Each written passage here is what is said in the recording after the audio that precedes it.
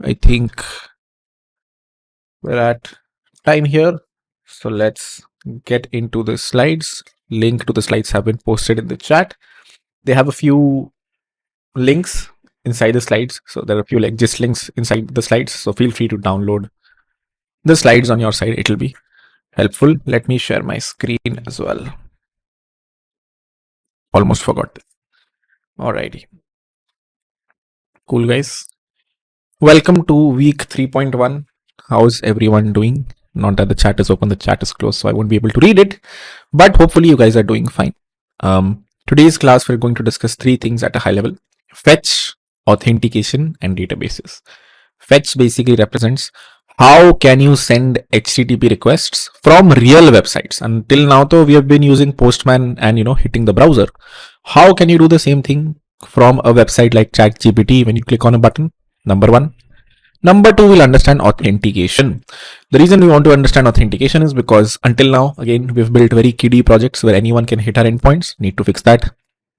For that, you need to understand how authentication is done in the real world. What this means is, log in with Google, log in with Facebook, things like these. Should check one thing. Sorry, 1 second. All right, good to go. And lastly, databases. Basically understand. Oh, Stacy, going back. There you go. Databases. So we'll understand MongoDB today. We'll understand high-level differences between SQL, NoSQL, graph, vector databases. We'll pick up Mongo today. We'll try to finish an assignment that lets us, create a simple end-to-end project. By end-to-end, I mean our backend is up, our database is up, and we'll try our best to write some front-end code, even if we don't write it. We will cover that next week. All right. Let's get right into it. Let's begin with the fetch API. So until now, we have built a few HTTP servers. We have hit those HTTP servers either via Postman or via the browser. Haan bhai, I'll go here and start hitting a specific, URL here that will send a GET request to an HTTP server. We haven't done this. When I'm on ChatGPT, chalo, ek to HTTP request went out. But when I am on this website and I try to write something here and I press a button, a request goes out to /conversation. This is what triggers the backend model to do something and respond back. How do they send this request when a button is clicked is what we need to understand. Thankfully, the browser provides you a function to do this, which is again part of the JavaScript runtime, which means it was not supposed to be part of JavaScript. JavaScript only has functions, variables, strings, booleans, things like these. Whoever created browsers or the browser spec generally says ke haan 99.9% a website will need to hit other backend servers. A website will be very dynamic, and hence browsers expose a function called fetch, which, as the name suggests, lets you fetch data from the backend. Question is, how do you use this specific function? How do you give it an input? It should be a GET request, a POST request. How do you give it the body? Things like these. That we need to understand next. So that will be the first part of today's video. Until now, we have sent requests two ways, either using Postman or using the browser URL bar. There is a third way. Let's say I ask you to create an HTML page where number one, you can see the name of 10 people. Okay. Number two, you need to make sure that you get this data from an API call. What does this mean? I want you to create a simple HTML page. This is the HTML code that you will write. But this needs to hit a backend server that you don't have to write. Someone else has thankfully written this. There's a very free API that's available. We are just going to use that free API. The thing that you have to do is, given some front-end code, write some front-end code that hits this endpoint, gets back the data and puts it here on the screen. Cool. Hopefully that's clear. Simple problem statement. What's the simplest way to do this? Okay, bhaiya, we don't have any backend only. We only have front-end code, and I will simply write 10 names there in HTML. You can do that. But what is the problem statement? Problem statement is, share my iPad here for a second.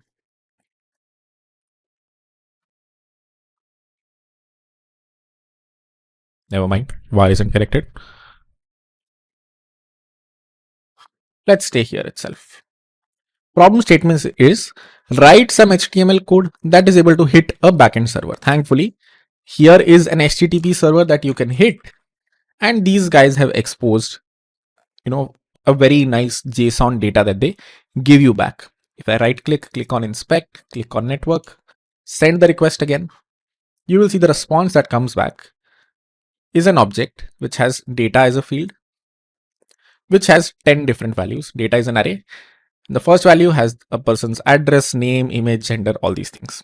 I need to create a HTML page that hits this API, similar to, when you are here and you click a button, a request goes out, response comes back, and something gets rendered. We need to do the same thing. All right. So go to Replit now, click on create REPL, and try to create a simple HTML, CSS, JavaScript page with me, where we will try to solve this problem to understand how the fetch API works. Again, we are not coding the backend. We are using someone else's backend to, just hit it on the front end, get back the data and respond to it. I'm going to clear this. You don't have to write this, by the way, like this is should be fairly simple. But if you want to, feel free to open Replit and code along with me. First thing you have to do, create a button.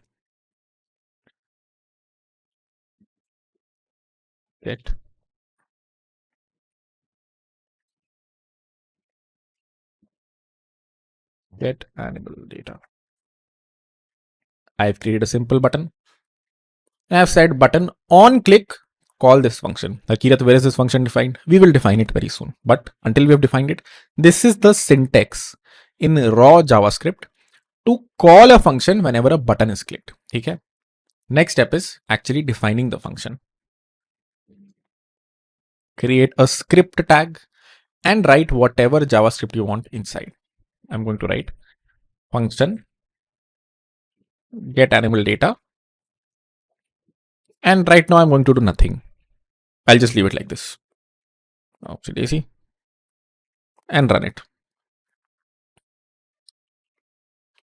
I have this. Hopefully, clicking on this button is triggering this function. I can actually confirm that by putting an alert here.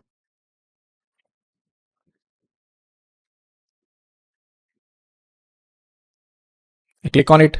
I get an alert. This alert function lets you give native alerts in a browser, which is what I'm getting anytime I click on this button. So the control is definitely reaching here. Question is, how do I send a request to where? This URL. So let me post it in chat. So if you guys are trying this out, you're able to as well. Here I'm going to use the fetch function that I talked about. Again, it is a function. It is supposed to do something. We don't have to get into how it does it. Under the hood, it's sending out a request, getting back a response, and giving you the response. Const, well, let's start slow. Const response equal to fetch of this thing, and let's log response.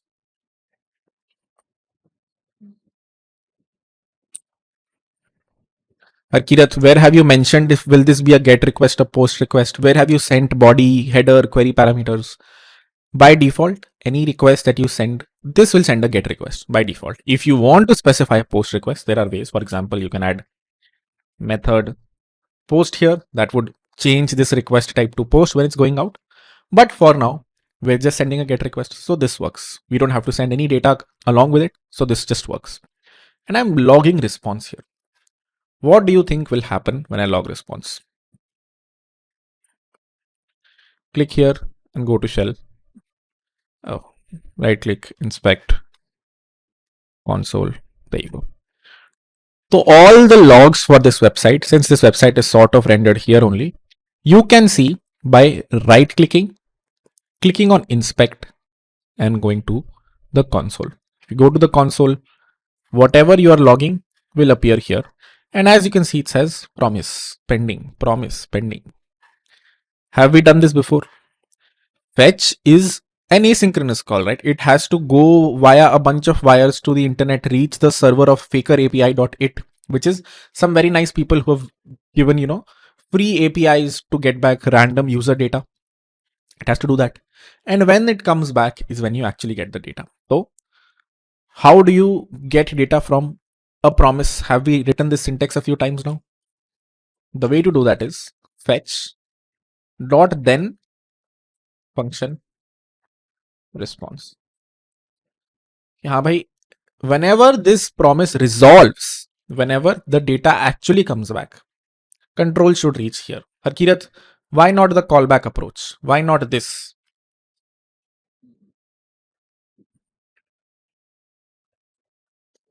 I like this approach better. You might, but fetch, this might work actually. I mean, fetch may support callbacks as well. But if you know that something is returning a promise, why not use the cleaner promisified syntax for it? So for that reason, I'm using the cleaner promisified syntax. And now I get access to response. I can log this response object, but at a high level, I know what the shape of this looks like. So I'll just write down the final way to get this data that this API returns into a variable. Const response dot json dot then function. Now this will be a little overwhelming. Let me make it slightly easier. Let's see what response.json returns. We know that this guy returns you JSON data, right? Response.json lets you grab data in the JSON format. If you know that response is going to be of such a format, which in our case it is. But this in itself is an asynchronous function. If I do a const res equal to this, or const JSON equal to this, and try to log JSON, you will see if I click, where's the console? If I click on this, let me clear the console. I click on this, eventually it says promise pending, which means this is also a promise, which means I need to await this as well. For that, again, there is the async await syntax we have talked about. I'm not showing that yet. I can just do this returns a promise, so I'm going to do this. Final data. And now I have access to the real final data. If I run this now, if I click here, you see what gets rendered. Status okay data 10 elements. Basically, what is response or whatever, what is this final data that I've logged here? It is whatever this API returns. When I'm clicking on a button here, if you go to the networks tab, you will see a request is going out to faker api.it/api/v1/persons, and it is giving me back some JSON data. Similar to when I was on ChatGPT, I wrote something and clicked on this button. A request was going out to ChatGPT servers. So what have we done here? We have now become the front-end developer. We are not the back-end developer. Someone else has written all the back-end code. We have written the code to hit those back-end servers, get back the data, and log it on the screen. That much. The difficult bits here are, ki, haan bhai, what is this dot then and dot then? Why are there two dot thens? So there are a few ways to write, fetch. This is one way. Another way, if you feel more comfortable in the async await syntax, you can actually write it like this. Async function this const response equal to await fetch. This one's much cleaner. Const final data equal to await response.json. Then log.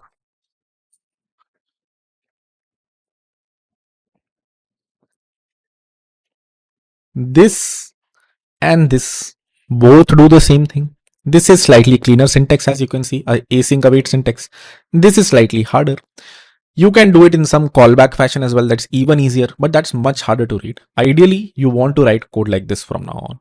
Yeah, if you know there is an async call that needs to be made inside a function, make it an async function, and all the calls add await. All the async calls add await in front of it before getting the data. This works as well, but this is much cleaner.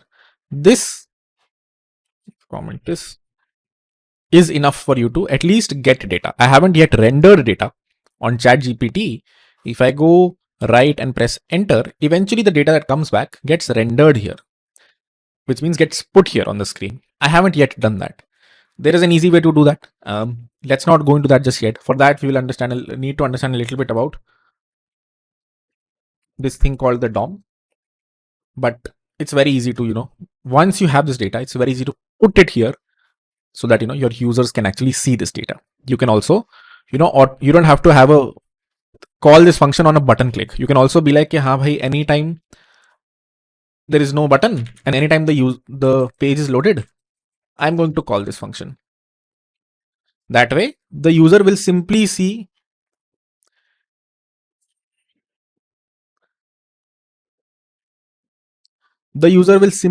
all the data here when they visit your website. They don't have to click on a button. It was just for comparing it to ChatGPT. I said, let's first create a button. Let's make a user click on it. And it shouldn't be animal data. It should be like user data because we're just getting back user data.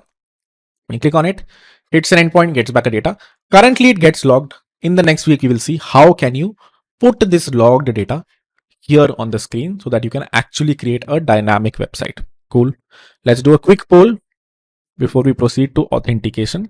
This is just a high level fetch API that I wanted to cover before we proceed. How will frontends and backends eventually be connected using the fetch function call?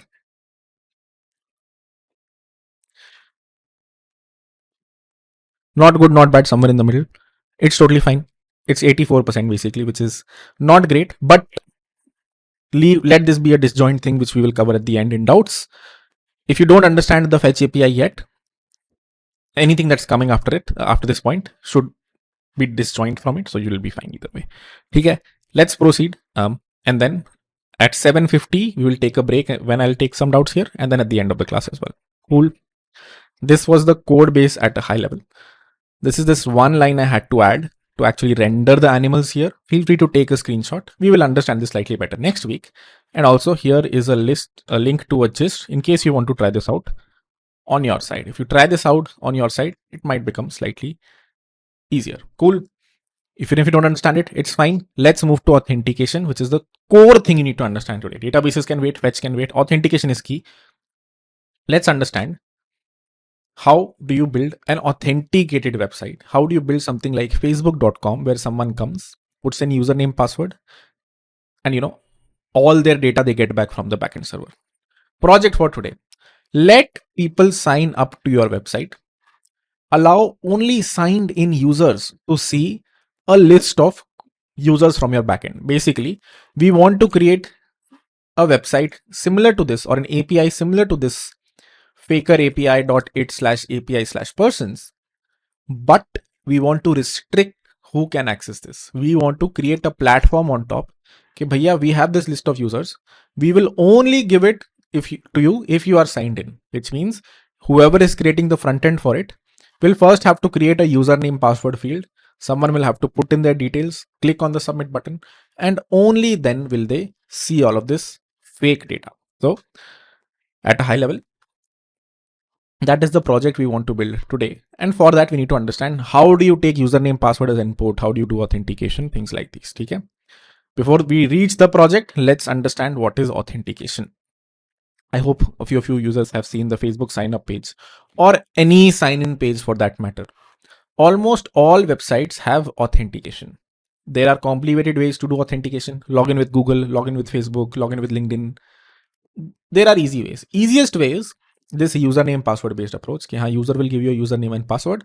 You sign them up once, and every time they're on a new machine, they're on their mobile phone, they have to put the email and the password, click on login. Something happens when they click on login, so that after that, all their future requests are authenticated until they click on the logout button. So how do you build something like this is what we want to discuss next. Cool. All right. Before we get into authentication, we need to understand 4 things. Cool. Let's disjoint from authentication some small computer science concepts that are good to know. Even if you don't understand first and second, it's fine. I mean, even if you understand them from the high level, it's fine because you won't use encryption and hashing for a long time. The third one is important, JSON web tokens. Local storage also, if you don't understand, it is fine. Okay, let's go through the whiteboard to understand these because they're mildly hard concepts to digest. Some of you might have done it in your, cryptography course if you have that in college. All right. 4 things we need to talk about. Uh,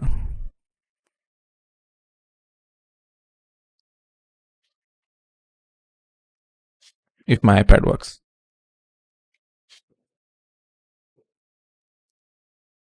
Okay, there we go. Number one,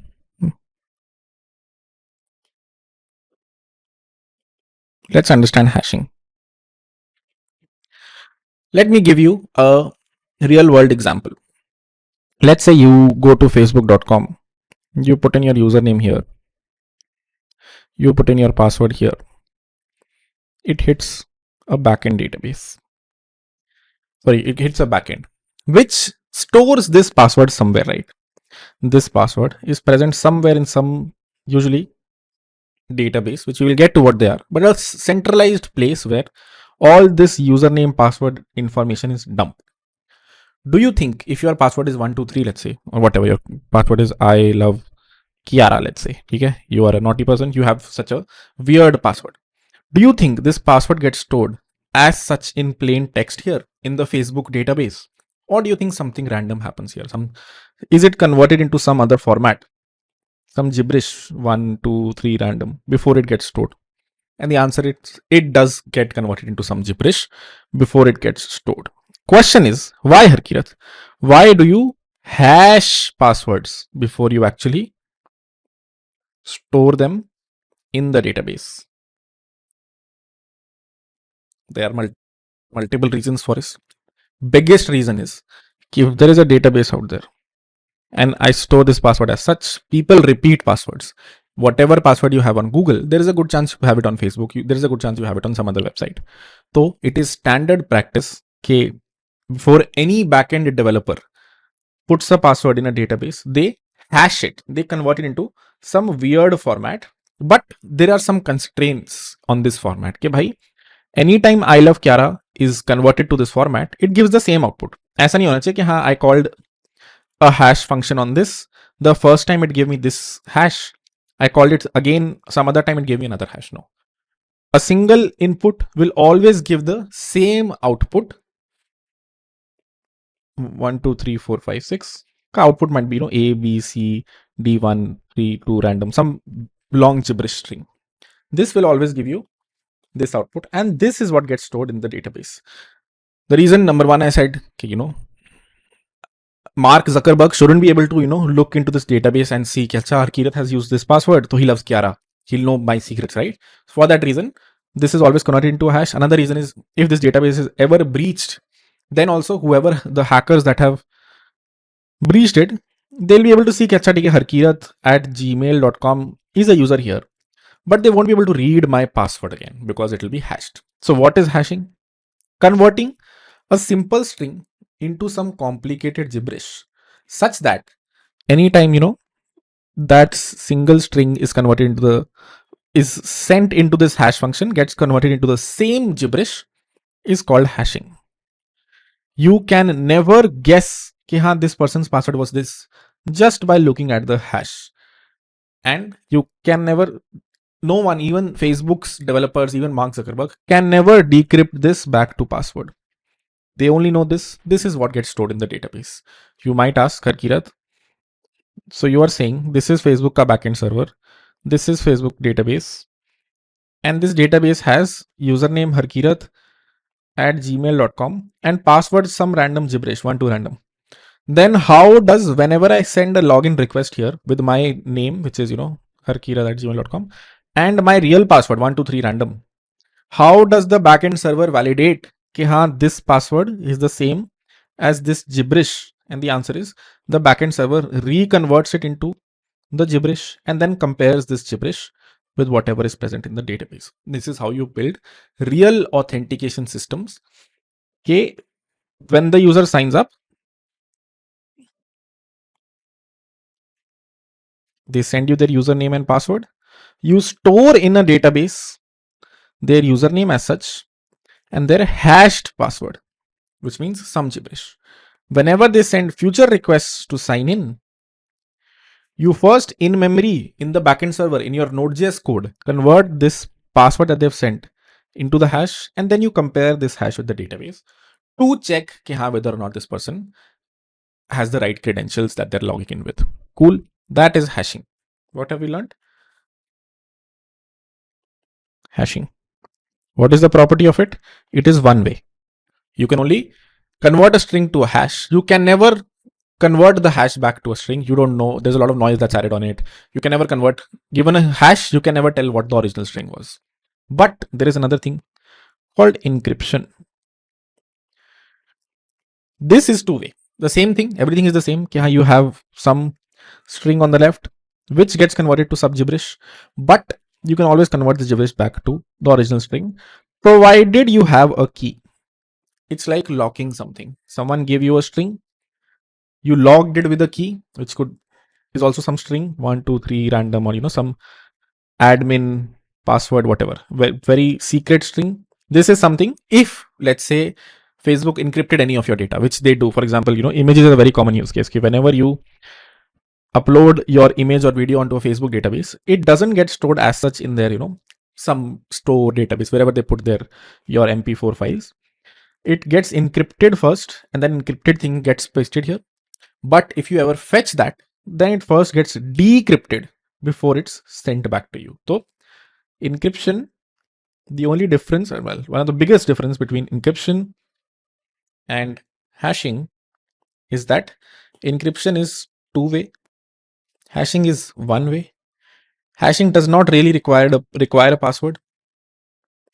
Encryption does require a password. Whoever has this password, if they see a encrypted string, they can decrypt it. Here, once it is converted, no one can, just looking at the output, convert it back into the hash. Cool.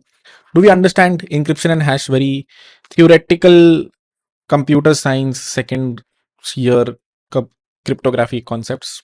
Not really needed. The third thing we do need, JSON web tokens, but encryption and decryption and hashing alike, even if you don't know them. Okay. Not great, but okay. Okay, great. Cool. So encryption, decryption are clear. Let's move on to the third thing.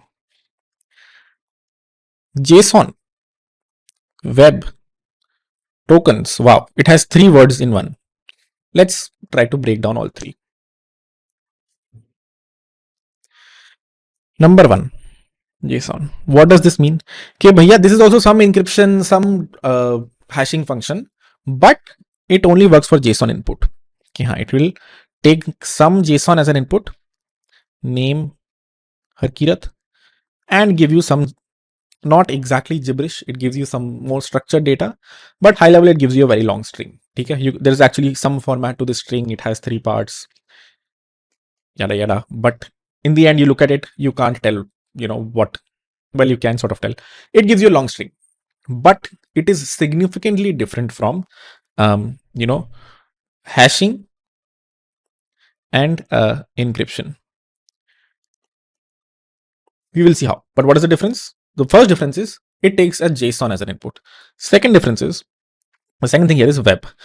I have no idea why they put web here. Most probably because you use this on the web and it was introduced as a use case for web. I guess that's it. Token. Third thing is important. Okay, it takes this and creates a token at the end. The long string it gives you is called a token. Why, Harkirat? Because JWT. There is one very weird thing about this sort of, call it encryption, call it hashing. And the weird thing is you give it an input, it will give you an output. Whoever has this output can actually see the input. It is not hashed in some way. It is not protected in any way. It is just converting a complex object into a long string. You might ask, Kira, then what is even the purpose of doing this?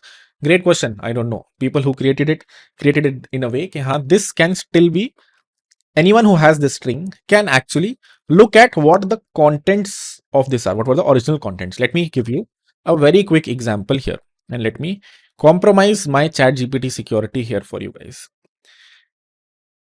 if I go to chat.openai.com, yesterday I told you, okay, हाँ भाई, there is one thing here which if you get access to, I am pretty much screwed because you can use my ChatGPT account. Let me show you what that thing was. If I post something, I click on enter. I said here, if you look at headers, you will see a few things, and one of those things is this authorization header. It says bearer space a very long string. This very long string is actually a JWT, and I can just copy this very long thing, go to jwt.io, and you can as well. Like you can take your JSON web tokens and just paste them here.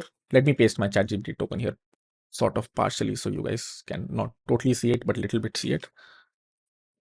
There you go. I pasted it here, and what do I see at the right? The original thing that was hashed, the original JSON that was hashed. It is, how can I hide that? Never mind. It is basically this. So when I sign in on ChatGPT, they take, they create a very complex object and give me back that. Give me back that converted into a single string, which is this JSON right here. Sorry, this JWT right here. So what is JWT? Again, it is some input. See Daisy, some input converted into an output, but anyone who has this output can actually see the input. Sounds very weird and counterintuitive. Yeah, why would you even do this if whoever can look at this can actually figure out what the thing here is? But bear with me for some time, we will see eventually. Okay, so that's what a JWT is. It looks something like this. As I said, it has three parts: this first red part, second purple part, and third blue part. But high level, it is a very long string, and it hashes slash it not protects, like compresses somehow some big data. This big data you can convert into a JWT. This JWT you can convert back here. But conversion anyone can do. But there's something called verification that only ChatGPT servers can do. Let me show you on the iPad.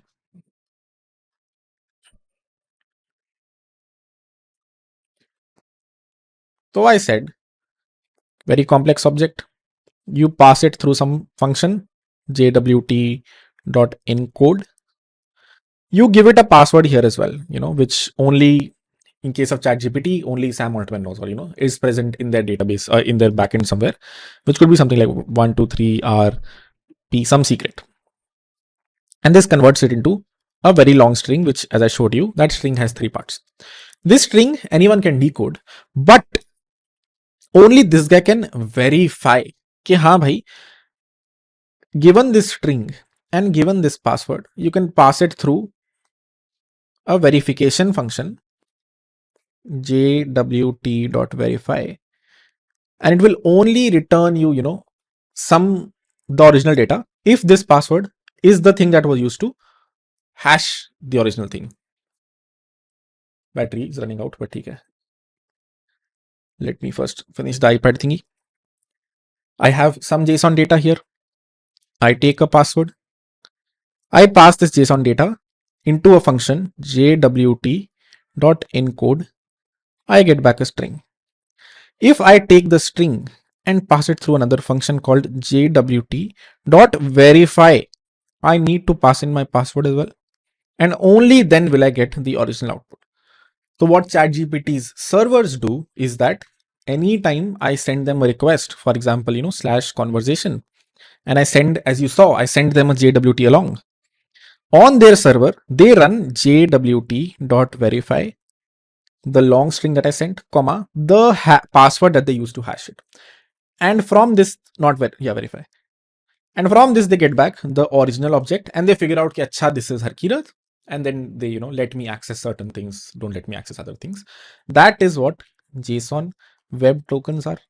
High level, very similar to encryption, decryption. This is encryption. This is JWT. Goes through a function. Some data goes through some function, gives you back a string. Some JSON goes through a function, gives you back a string. This string can be decoded by anyone. This string can only be decoded by the person who has this password. But this string can only be verified by whoever has this password. What does verification mean? It's just that, bhai, on this backend server, I will check my password and this string, can I get back this from it using both of these? And if the answer is yes, then verification succeeds. Verification, you can think of anyone can decode, But whoever wants to verify needs this password, which is why the backend server will always verify. On the ChatGPT backend server, you will never see the code written jwt.decode because decode doesn't require the password. You will always see the code written jwt.verify because this will only return true if this password is correct, else it will return you false, or tell you this user isn't logged in. Cool. iPad is about to run, sorry, my Mac is about to run out of battery. So let me move back here, put back my charger. All right.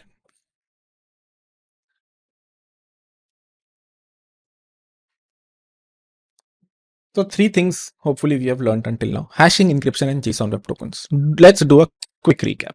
Hashing, given an input could be anything. For example, my username and my password, some string can be converted into some hash.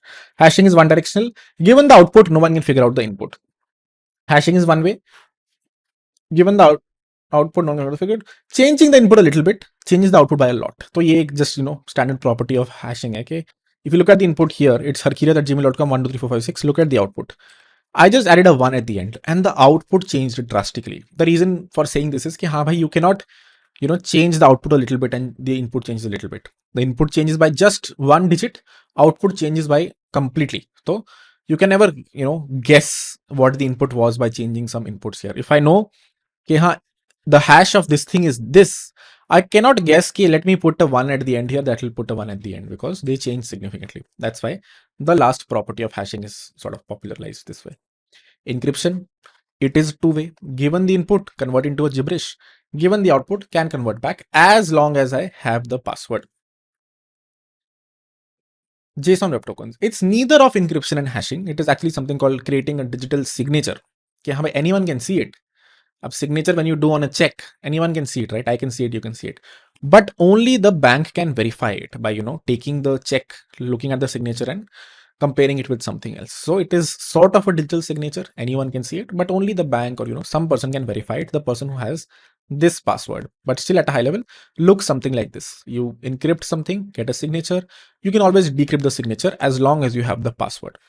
Anyone can see the original output given the signature. Signature can only be verified by using the password, and this password is something you don't want to expose basically. So this password only ChatGPT backend servers have. They don't expose this on the front end or on their client. This is present on their server usually. Whoever, there are places where these secrets are stored. That's where this specific secret will be stored as well. Local storage. So this is this is sort of important. Question remains when I go to whatever facebook.com and I sign in, hopefully you guys can little get when you sign in is when you get back a JSON web token. Same for chat.openai.com. On chat.openai.com, right now I'm sending any request I am sending back this token. But when did I get this token?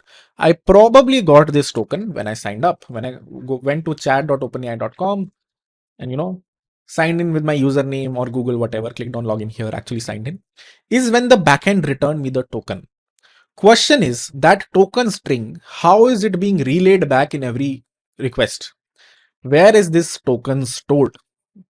And the answer here is there are a few places you can store it, but one such place is called applications, local storage. This, if I click here, you will see a few things. One of those things might be this header. And anytime I actually sign in, they give me back a token.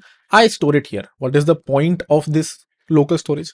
It is that this is your browser's local storage. Even if I close this and I come back, even if I restart my machine, this token will remain here. And so the front end can always, relay back this token in every request. Whoever has written the front end code, whenever they send this, fetch request to /conversation, when they're, when I click on the button, they send this header somehow.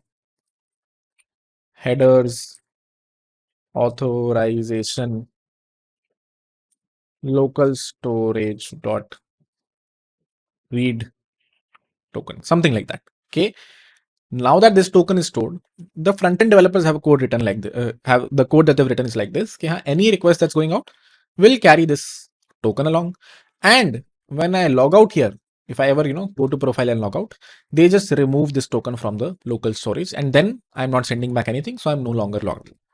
That's a high level of one way of doing authentication. There are other ways like cookies, which we will get to eventually.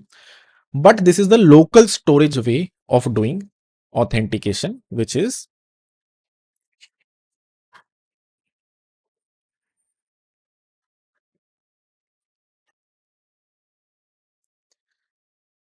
someone goes to your sign up page, they say two input boxes and a submit button. They send a request with their username, password to your backend. Your backend, as I said, first converts this password into a hash, then checks from the database ki haan bhai, are these credentials correct?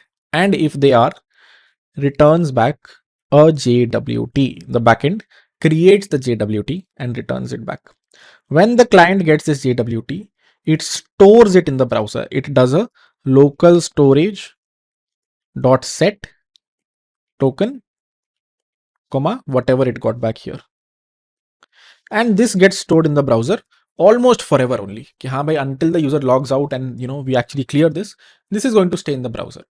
Now, any subsequent request that goes out from chat.openai.com to the ChatGPT servers, the front-end developers have written the logic that bhai, I will pick up this token and send it across. This way, the user doesn't have to, always send their username password along to identify themselves. They just send the JWT, and the backend can always verify in every request ki, haan bhai, is this JWT correct? Is this JWT correct? And if it is, it lets the user access the set of resources that they have privilege on. If this JWT is incorrect, or the user logged out, then the backend will just block them. Ki, haan bhai, you are no longer allowed inside. That's a high level of how to do authentication in the real world. Let's get to an assignment to actually solve it. But before that, happy to take a pause here at 7:45. Let's see, keynotes, authentication. There we go. This is the assignment for today. Happy to take a break at this point, but let's read through the assignment first. It says, let's start by creating an assignment for today. A website that has two endpoints. Number one, /signin. Send a post request here, username, password, returns a JSON web token with the username encrypted. Just the username, not the password. You not encrypted, like tokenized. You don't want to return the user back a JWT with their password, because that means, as I said, anyone can decode their JWT, so can lead to leakage of passwords. So return a JSON web token with just their username encrypted. And another endpoint called get/users, which takes an authorization header as an input, expects the user to send back this JWT, and returns an array of all the users. If the user is signed in, which means the token is incorrect, returns a 403 status code if not. Okay? We have to create a backend that exposes these two endpoints. Here is the gist to start you off. I'll just open it in Replit and then do a pause, and then we can restart at 8. But high level, this is the code base. Let me actually explain this a little bit, and then we'll do a pause. Let me also paste the gist in chat. 1 second.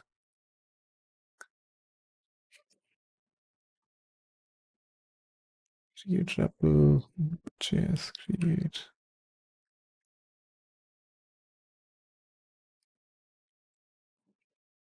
Okay. Chat. Paste. There we go. All right. So I would urge you all to open this gist, open Replit and paste the code here. Going to give you guys a minute. At 7:48, in 1 minute, I will explain the assignment, and then we will take a break at 7:50, restart at 8. To all college students, this is your cue to go and have dinner. You can always come back and paste this later on.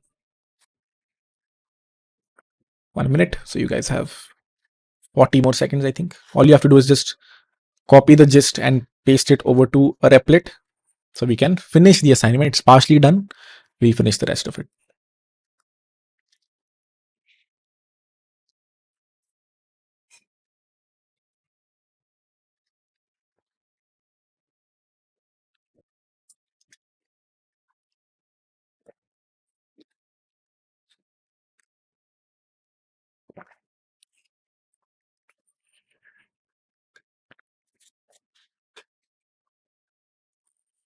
All right, 748.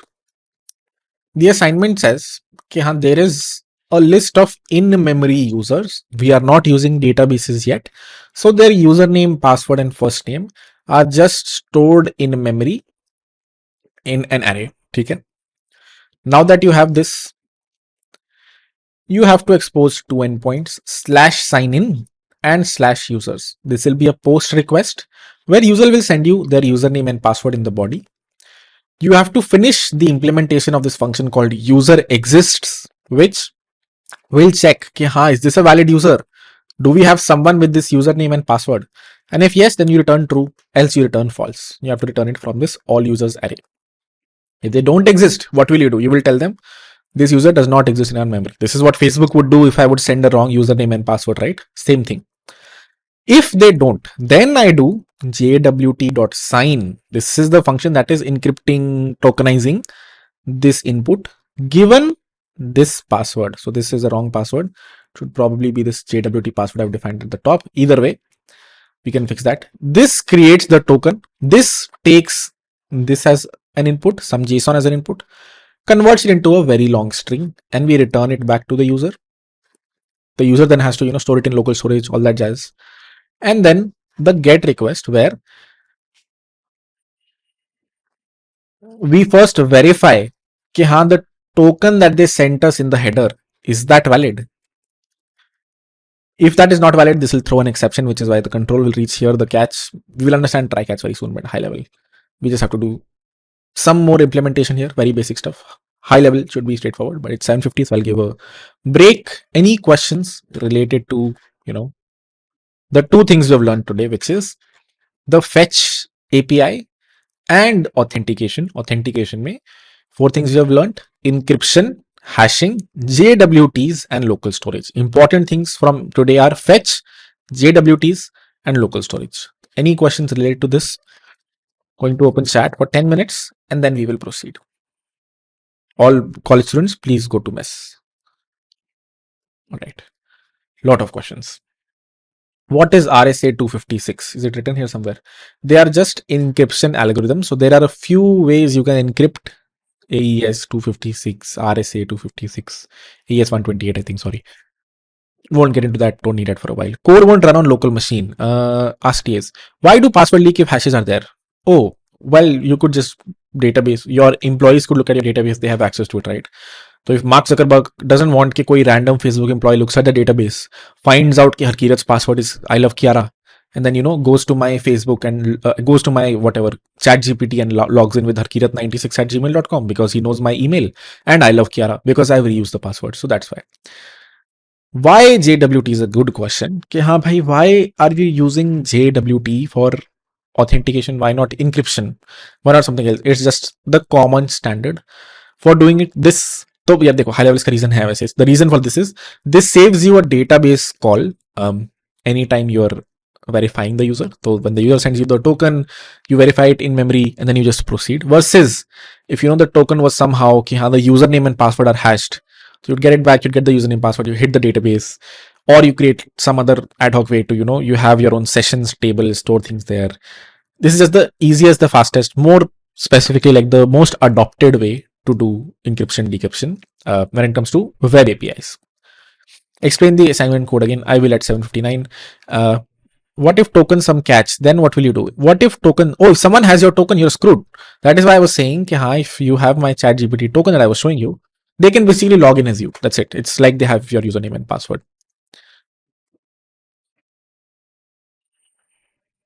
So let's recap fetch. A few people are asking that. ठीक है भाई. Let's recap fetch. Let me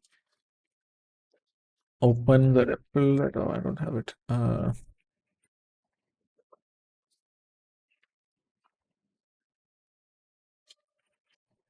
The hell? Okay. Where can I see my history? My REPL failure.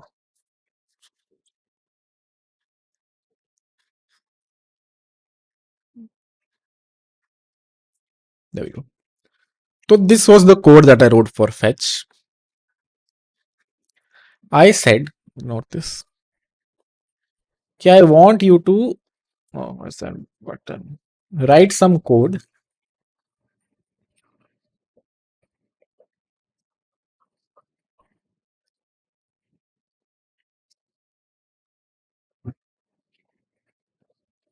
get user data. It's actually not data.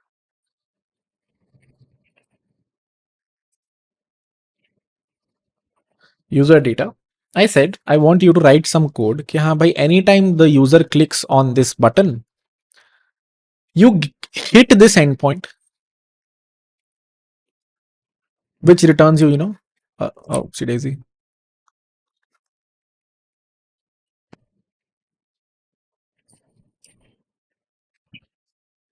There you go. Which hits this endpoint and gives you back the data. You render it here. So for that I said कि हाँ fetch is one way to do it. कि on your front end, if you want कि हाँ भाई once the front end is loaded, under the hood a request goes, similar to ChatGPT.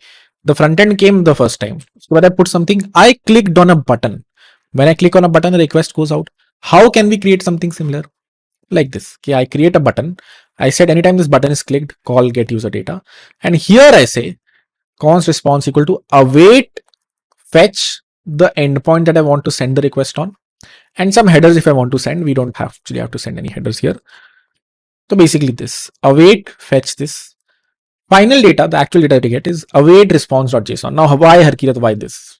Great question. There are actually other libraries that make it slightly easier and like have a cleaner syntax. Axios is one of them that lets you just, in a single call gives you back the JSON. But the fetch API expects that bhai, if you are expecting the JSON data, then call this function, and this is an asynchronous function, so wait on it, and that's how you get the final data. I just log it here. I can actually put it here if I want. I can quickly show you how to do that. Div ID equal to user data. That's div, and I can just write here document dot get element by ID user data dot inner HTML equal to final data. If I write these two lines of code, now how they work under the hood we will see next week.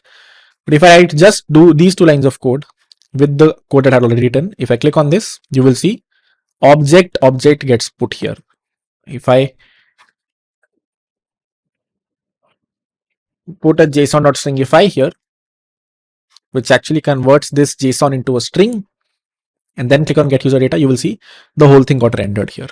This is similar to ChatGPT, right? I put something here, I click on a button, an HTTP call goes out, gives me a response gets rendered here. Similarly, here also something similar is happening. Okay, you click on a button, request goes out under the hood, gives you back the response, you decode the response, then you say, okay, bhai, I'm going to render the response here, which I just did. I still have the button, but the data is present above it. Cool. That's the high level of this fetch function. What is parse and safe parse? That's from Zod from yesterday. It's if you want to throw an exception, you call parse. If you want to not throw an exception but just returns success true or success false, you use safe parse. I will explain the assignment very soon.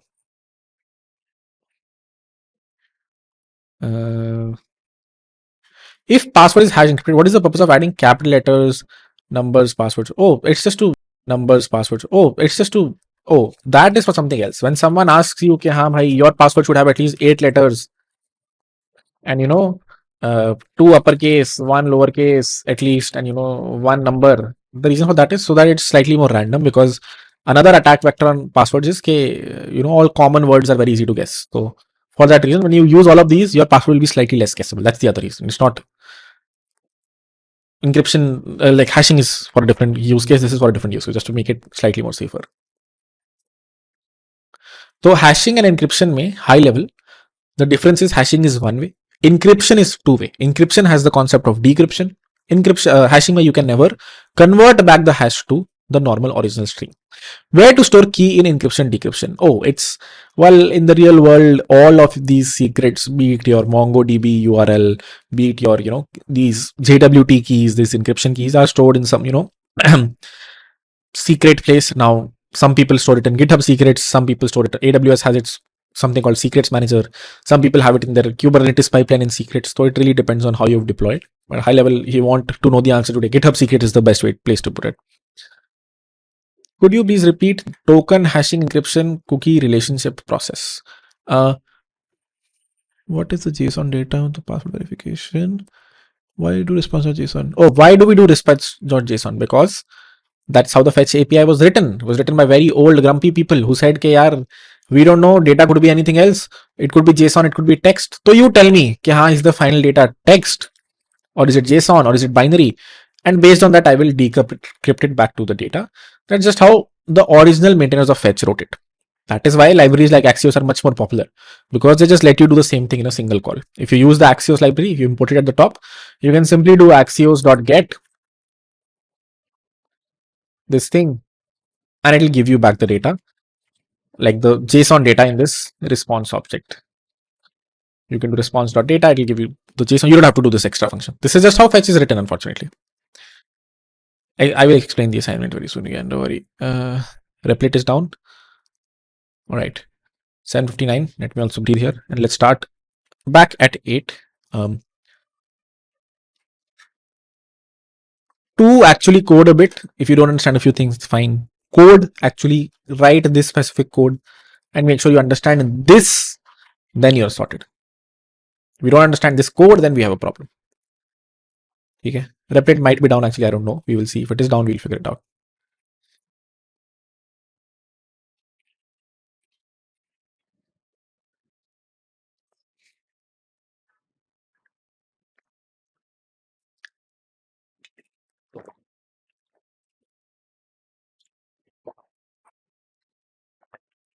Eight PM. Let's look at the assignment one more time. I've pretty much like completed the code base for something like this, but I still want you guys to code some parts which are actually not related to the new things we're learning. It's related to the past things we've already learned. So hopefully you're able to code that. If not, that's fine as well. You can just follow along with me. But at a high level, what is the assignment? Let's go back to the slides here. Let's start by creating our assignment for today. A website which has two endpoints, a post endpoint and a get endpoint. What is the post endpoint? Okay, by any time a request comes to /sign-in, this is the route. This is the body that is expected. Okay, the user who's sending the post request needs to send a username and password along. Return a JSON web token with the username encrypted, not the password. Just create a fresh object with username and return it encrypted, provided this user actually exists in your in-memory database. What is an in-memory database? We will see very soon. Get, the other request that you have to do is get/users. This expects an authorization header. What is an authorization header? The same thing that ChatGPT expects here. If I go to chat.openai.com, send a request, amongst the 100 headers that it sends, one of the headers that actually does the authentication is this authorization header. So our endpoint is also, as good as ChatGPT, expects this authorization header from the user anytime they're sending a request to the second endpoint, which is get/users. If they are correctly authorized, which means their token is actually correct, then we return an array of all users if the user is signed in. If they're not signed in, if their token is not verified on the backend, then we return a 403 status code. Okay? This is the assignment for today. Let's look at the 90% of the code that I've already written. 10% you have to write. Look at the 90% of the code. I import Express. I import a new library here called JSON Web Tokens. So now I've introduced a new library, which you can always Google. What does this do? Just Google JSON Web Token npm. It will take you to this page. What does it say? It is an implementation of JSON Web Tokens. So JSON Web Tokens, just like HTTP is a spec, JSON Web Tokens is a spec by IETF, the organization that creates the JavaScript ECMAScript standard. May not have created the HTTP standard, but they have created this specific JSON Web Tokens standard. Okay, bhai, this is the best way to do JWT authentication, and one library has an implementation of this spec, similar to how like Spider Monkey or V8 are implementations of the ECMAScript standard. They actually implement converting JavaScript code into zeros and ones. This actually implements the JWT standard. It gives you a bunch of functions. You can read through this if you want, but at a high level, the functions that we need are encoding it and verifying it. These two things, right? The first function to convert the JSON into a string. Second function to verify, is this string for a user or is this a random string? So for that, I imported this library. I create a JWT password. What is this password? The thing that I showed you here. कि हाँ JWTs require a password whenever you are encrypting something or decrypting something. There is a password on the server, and only who has this password can actually verify the signature. If you don't have this password, you're pretty much screwed. So that is that password. For my server, it is 123456. Usually, this will be something more secret that's stored in some secrets manager. But okay. For now, we just have it here in the backend Node.js code. Const app equal to express. We've done this many times. An in-memory database. What is an in-memory database? Basically, a variable where you say, "Ki, haan, bhai, my website has 3 users. I don't have a sign-up procedure. I have just put in 3 random users. If someone with this username and password tries to log in, they are good. Good. Any other random username password, I will not allow. Okay, it's just until we understand databases, you just put them in memory. Lastly, I have a function which we have to eventually write the logic for. But I say, anytime a post request comes to /signin, this is the post request that I expected here in the slides. What did I say in the slides? I said 2 endpoints you have to create. The first one is post to /signin. This endpoint here is the implementation. Ki, haan, I will get the username and password. I need to check, is this user actually valid? Does this username and password actually exist in one of these three? So that is the logic we have to write here. And once we've written that logic, the rest of this function is pretty much done. Okay, if the user doesn't exist, return a 403. Else jwt.sign. So this is the function that will actually take this as an input, delete this, whatever jwt password as the input, the thing that I defined here at the top, and actually get back the token and return the token to the end user. Now it's the responsibility of the end user to actually store it in local storage, send it back in every other request, things like these. Okay, I've written it completely. You have to write this function. Okay, I'm going to give you guys 1 minute to figure out this function. I'm going to write it on my side here. You write it on your side here, and then we will compare, match, whatever. What does it have to do? Write logic to return true or false if the user exists in this array. So you have to check the username and password. Okay, write this code. I'm going to write it as well.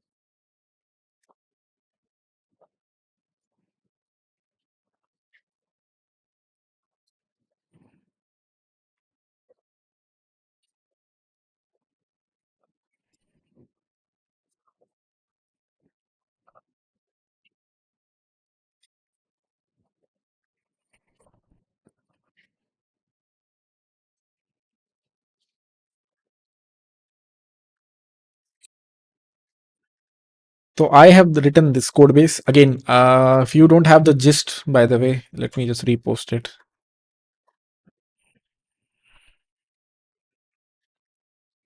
Posted it in chat, so you can copy the code from here. What have I written? User does not exist. Let me iterate. Even if one of them matches, I will say user exists is true, and then return back user exists. So this function does what is expected. There's a cleaner way to do it using find, something that JavaScript arrays have a function. Feel free to try it later on. But this implementation works as well. We have done the first part. Feel free to take a screenshot, marinate for the next 30 seconds how this is doing what it is doing. But hopefully it's a straightforward syntax of iterating over all the users, doing the matches, and even if you find one match, then user exists is true, but by default it is false, which means if the control never reaches here, then it will be false, else it will become true, and that's what we return here. And then rest of the logic we have already written. Okay, feel free to look at it. 15 more seconds, then we will proceed to the second to do.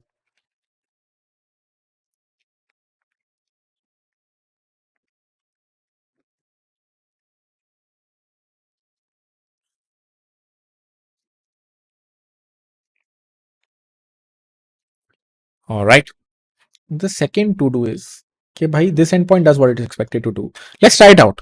let's just forget about the second to do. Let's try this endpoint out and see if it works. Okay, I'm going to click on run here. If you're all doing this together, most probably Replit is not going to work, but we'll see.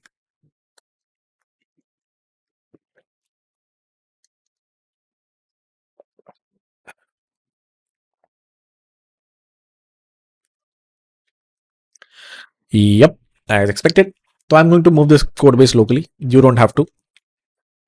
But yeah, I think this will take a lot of time. So Visual Studio. Oh, never mind. Spoke too soon. This worked. All right. Seems to work. My HTTP server is up. Let me go and send a request to the endpoint that I've written /signin, and let me send some random gibberish username and password.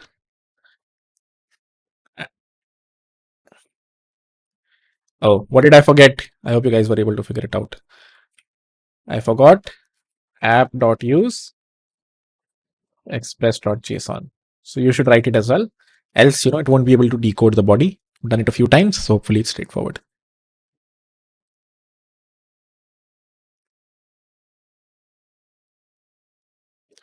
All right, resend it. And it says user doesn't exist in our in-memory database, which means control is reaching here correctly. Now let me send a right username and password.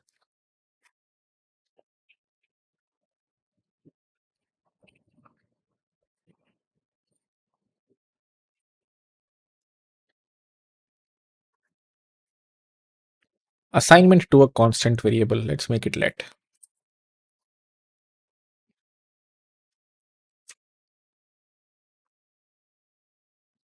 Now if I send it, do I get back a token? Seems like I do. So is our authentication working as expected?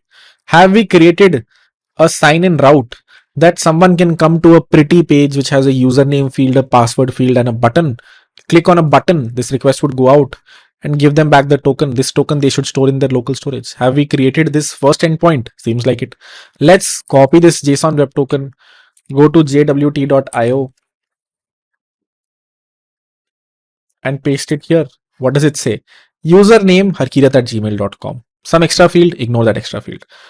But did you see username harkirat@gmail.com? What did I encrypt / sign it with? I said username. So have we done the first part? Yes, we have created a token that the user should now send us back in any subsequent request. What is our other subsequent request here? It is this one. So let's look at ISKI implementation. What does it expect? It says const token equal to this. So it expects a token in the headers. Whatever JWT I return to you here, if you want to access this, send me that in your authorization header. Store it in token. And then what does it do? Const decoded equal to jwt.verify. We have used two functions from JWT, the library here. Number one, jwt.sign. Number two, jwt.verify. It gives you 10 different things, but these are the important functions you need to work with for now. What will this function do?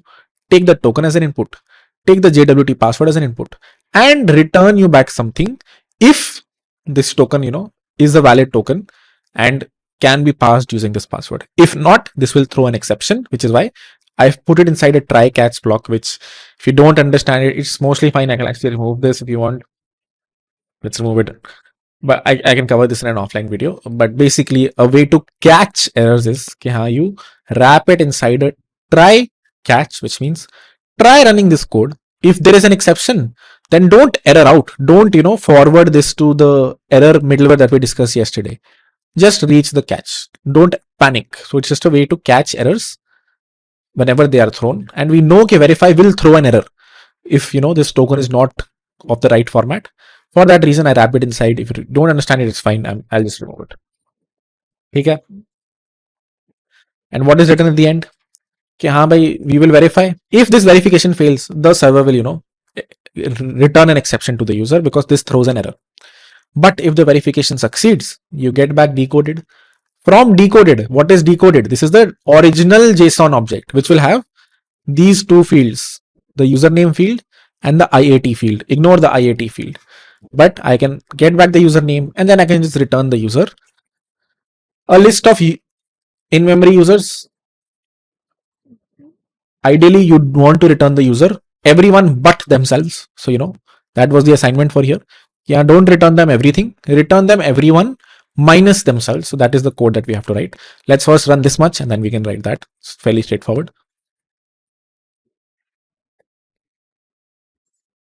All right.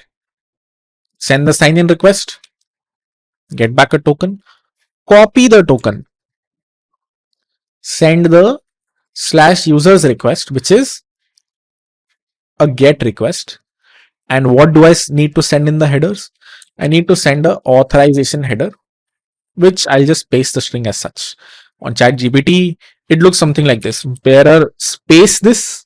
In our use case, we say, okay, bhai, just give it to us as such. You don't have to write bearer in front of it. What is bearer? We'll get to it. Don't you worry about it. Okay. Let me send this request. It gives me back all the users. Let me not send the authorization header. It gives me back an exception because an exception is thrown here. As you can see, JSON web token error, invalid token. So there was an exception thrown here, which is why I did not get what I wanted. If I had the try catch block, this would have been a slightly cleaner error message, but this is fine as well. High level thing is, okay, if you send the right authorization header, you are sorted. But if you send the wrong authorization header or don't send it, if I send some gibberish here, then it will not give me the right error. Even if I send the right thing, but I change the password here from 1234562 to something new, then this password can no longer verify my original JWT. So now this will also failed. Cool. That's a high level of how you fix this. The only thing that is left is how can you return the user everyone but themselves. So for that you can use filter, which we have discussed a few times. Filter function value if value dot username name turn false. You don't have to understand this part. You can do an ad hoc for loop above this that solves it, but until now we have discussed filter, so you should understand this. If you don't understand this, you've missed the filter video or you've not practiced enough. So restart, send the request, and I get back Raman and Priya. Now as you can see, I only get back 2 users because I filtered. Okay, bhai, I only need the people who don't have the username that I have. So now we have created sort of a real world backend which has authentication in place. It has a sign in endpoint. It has another endpoint that does something. It does not matter what the application logic is, but high level it is authenticated. No one can access this code base until they send us the right JWT. And what did we use for this? We used the JWT library, which gives you a bunch of functions. Common ones we used: one to sign it, one to verify it. Okay. Going to copy this code, give it to you in a gist.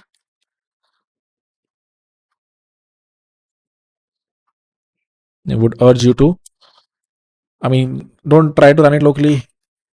Try to run it locally. Don't try to run it on Replit because it will most probably, what the hell happened here. It will most probably, break Replit or something. Cool. All right, that's the code base. Oh, I can just share this. That's so cool. Okay, I was sharing this for no reason. Here is another link that lets you see the code base that we just wrote. It's a decent way to solve this problem. Okay, let's do a poll. Pretty much done with authentication, the bits that we need. Now we'll move on to databases, but before that, let's do a quick poll. How are we doing?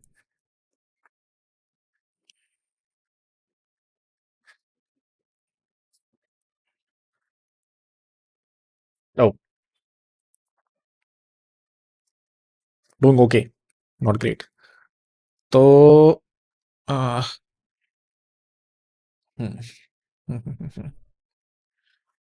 73%. So let me take questions for 7 minutes. We will restart. Or let me complete databases and then doubts at the end.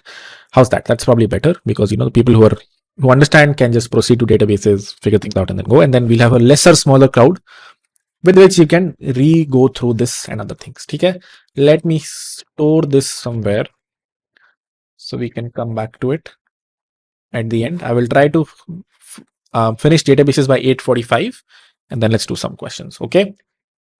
Even if you don't understand, it's fine. We'll do doubts later on. Authentication is done. Quick recap. JWT is to create tokens. User gets back a token after signing in. User sends back the token in all authenticated requests. Cool. High level. Okay, okay. We'll proceed. Databases. Now comes the bit where we actually do some, real coding. Until now, we've built very kiddie projects. The reason for that is we have not introduced databases yet. We have had this in-memory object where we just hard code all the users. We don't let new users sign up. We don't let users delete themselves or leave the platform if they want. We say by hard code kar diya. This is hard coded. Whoever is part of this list, cool. If you are not, we can't help you. Hai na? Until now, we've stored data in memory. This is a bad for a few reasons. Data can't be dynamic. If you update in memory objects, the updates are lost if the process restarts. So basically, you can still, be like, okay, I will have in memory object. I will expose a sign up endpoint. Anytime someone signs up, I will add something here. Anytime someone says I want to delete my project or my user, I will delete from this in memory object. The problem here is if your process ever crashes, then all those updates are lost, right? I can't create an in-memory object. If I start this right now, this in-memory object is hard coded as this. If during the execution of the program, more things get added here, more things get removed from here, if the program crashes, then all of these updates are lost, and I am back at square one with the original users. For that reason, in-memory objects are a big no-no. And there is another big reason for which you shouldn't have in-memory objects. You should use databases, which what they are we will come to. But at a high level, in the real world, you don't have, let's see, you don't have a single backend server. Okay, हाँ भाई, single backend server. Any browser, please send a request to this backend server and I will respond back. No, no, no, no. In the real world, you have multiple backend servers. You actually have a cluster and this is your client.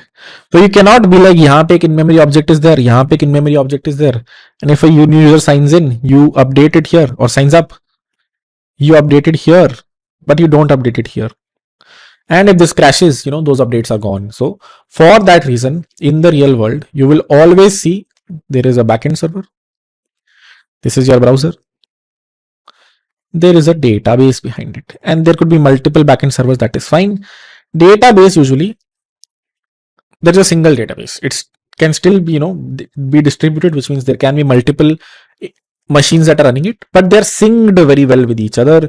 For all practical purposes, for the first part of this cohort, assume there is literally a single machine out there which is supposed to store your data. What data, Harkirat? The in-memory object that you just saw. The username, password, first name combination of all the users. That's one thing you might want to store separate from the backend servers.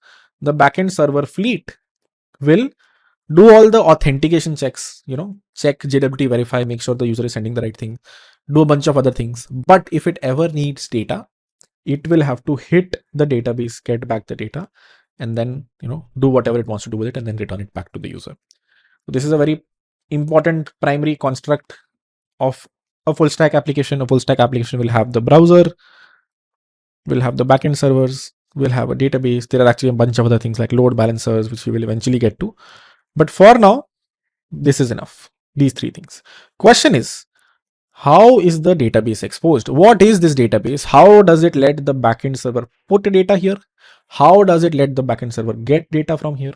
How does the backend server know that these are the credentials of the database? Because database is also very hidden. You don't want to expose this to the end user, right? I cannot see Facebook's database.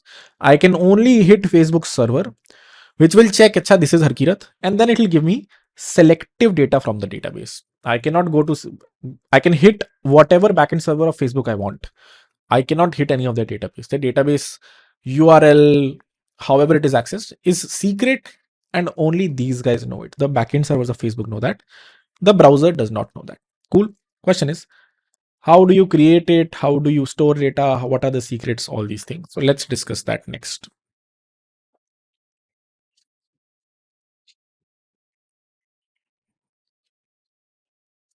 All right.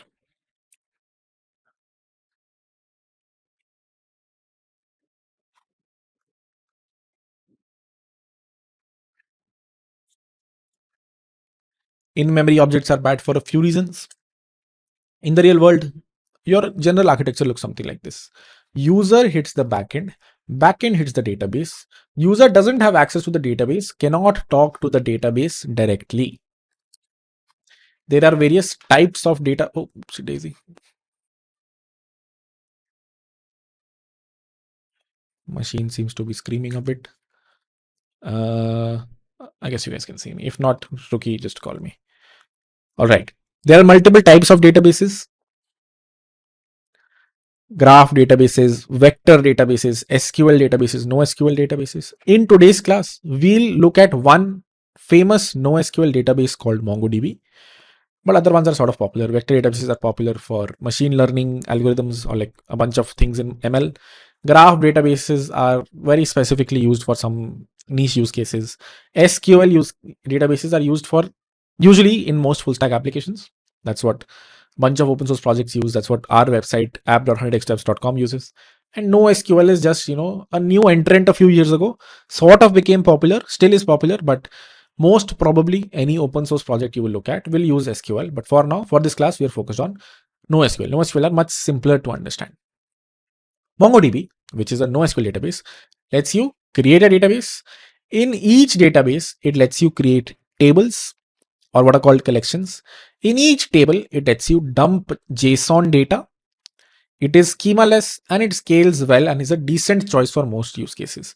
Important things here. Number one, it lets you create multiple databases. You can be like, okay, Facebook has multiple applications, right? It has messenger.com, it has facebook.com, it has instagram.com.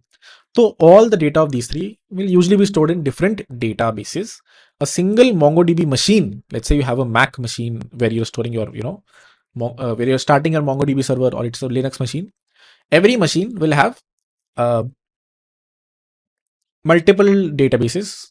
It's not necessary a single machine can have a single database, and each database also has multiple tables. For example, for an application like Instagram, it needs to have a table where it has user information. It needs to have a table where it has photo information. It needs to have a table where it has friendship information, who is following who, things like these. So multiple tables you will see, and it scales well. It's a decent choice. It's schema less is important. Okay, MongoDB, you can dump anything. Schema-less basically means you don't have to define the structure of your data. You can put anything in there. It can be a JSON that's very big, JSON that's very small, can have various fields.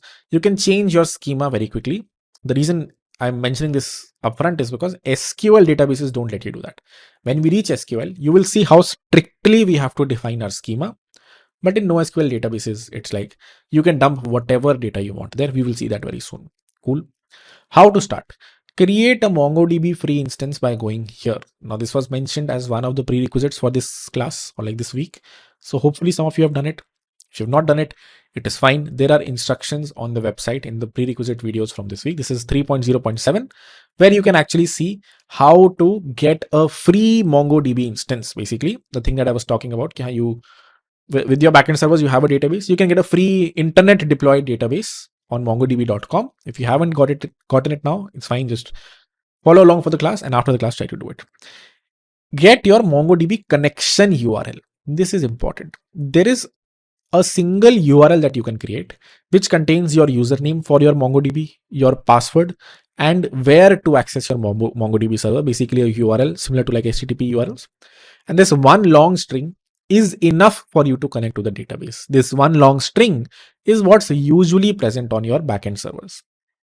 Download MongoDB Compass and try to explore the database. So this is just another sort of software that you can download on your machine, to which you give this MongoDB connection URL as an input, and it lets you explore the database. So let's do all the three of these things. Hopefully you've done this by now. I have done it as well. So if I go to mongodb.com, it says I should have been signed in already. I'm not. Let me sign in really quickly.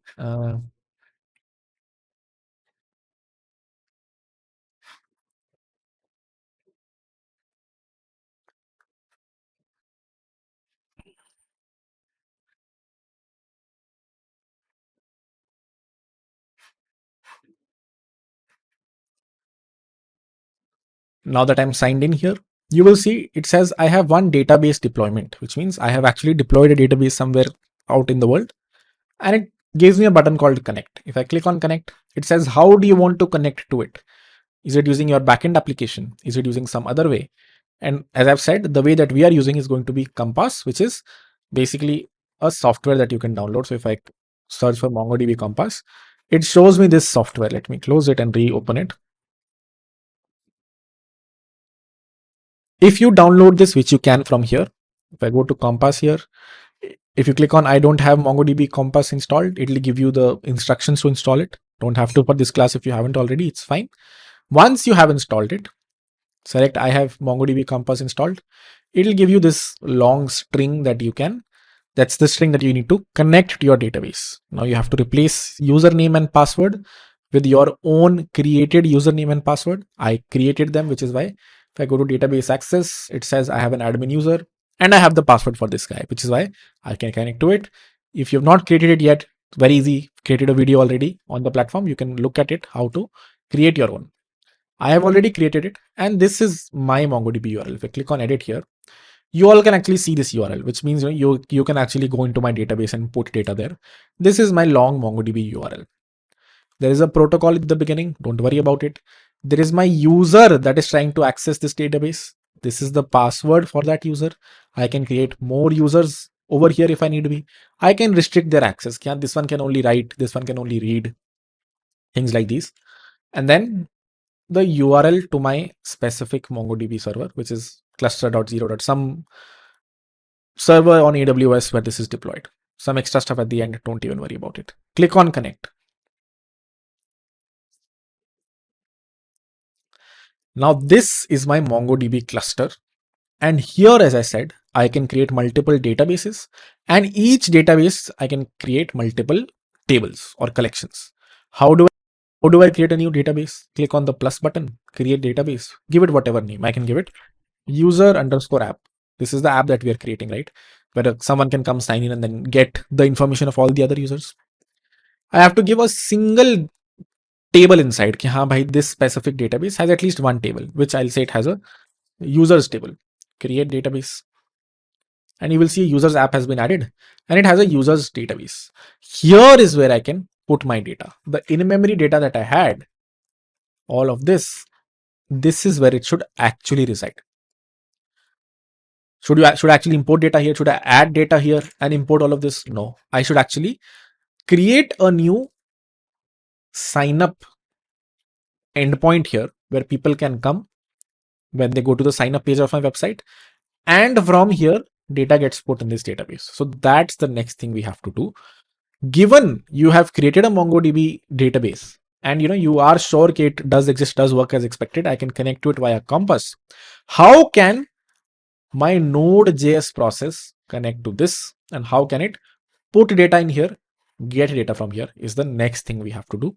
If we can do that, we understand how to write to databases, how to read from databases, which is pretty much what full stack is, at least backend is. Ki, haan, from your backend server, you write to the database. From your backend server, you read from the database. Cool. Let's look at the slides.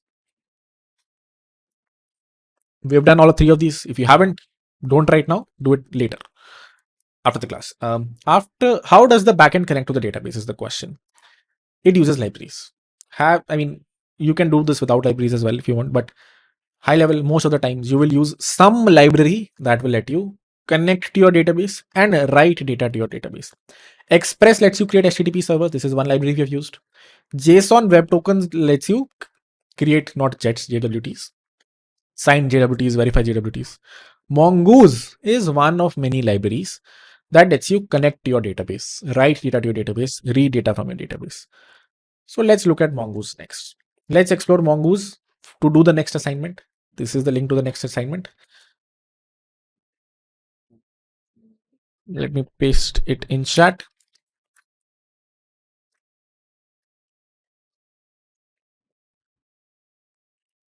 Try to open that assignment in Replit really quickly. I'm going to do the same.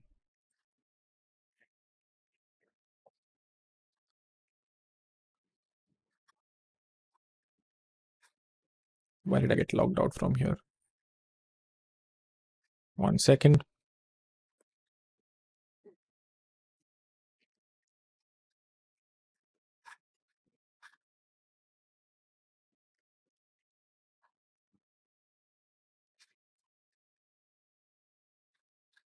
All right, create REPL, Node.js, create REPL.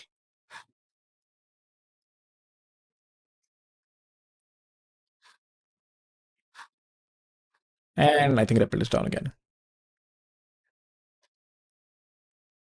Oh, it isn't. All right.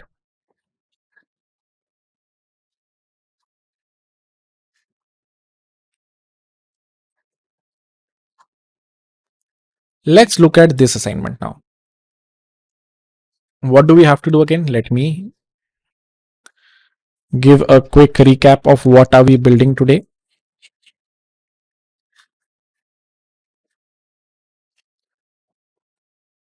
What we are building is this. Okay, we have to create the backend logic for a server that is somehow connected to this database. The end user can send one of three requests. Number one, /signup, where they give us a username, password, and a first name. These three fields they give us. And when they do give us these, we have to put them in the database, provided someone with this username doesn't already exist. Okay? That's the first endpoint. Second endpoint, /signin. Our backend needs to check कि हाँ भाई, does this user actually exist in the database and is their password correct? And if that is the case, we return them back the JWT. Else we stop them, don't allow them. And the third one is /users, where we expect a header where the user sends us the JWT that they got here. We hit the database, get back all the users, return all the users back to the user that's asking for it. Okay?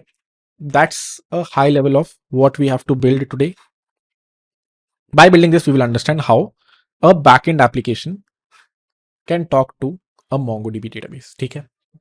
What library are we using? I said we are using Mongoose. So you can actually just go here and look at their documentation. Fairly simple stuff. What does it say here? Let's face it, writing MongoDB validations, casting business logic, boilerplate is a drag. That's why we use Mongoose. Basically, you can do this without Mongoose as well. But Mongoose gives you some extra things. For example, it says MongoDB validation, making sure कि हाँ मतलब as I said, MongoDB is schemaless. So you can literally put anywhere, anything there. But sometimes you want to verify that you are putting a certain format there. For that reason, MongoDB is very useful because MongoDB says कि भाई, whenever you're trying to write to the database, first tell me what your model is, what your schema looks like, what is this cat database, what are you expecting to put in there, and only then will I let you, save, which means put the database in the data in there. These many lines of code are enough to write to a MongoDB database. Let's first actually just run this much. Let's not create the whole application. Let's just create a simple code that lets me write to the MongoDB database. Okay? Let's forget about HTTP for a moment. Let me delete everything here. No, I'm going to delete everything here. Going to start from fresh. Going to let me just write everything. Const mongoose equal to require mongoose. This library, I have just imported it here, just like Express. Then I say mongoose dot connect. Give the URL of my MongoDB URL, MongoDB database, which was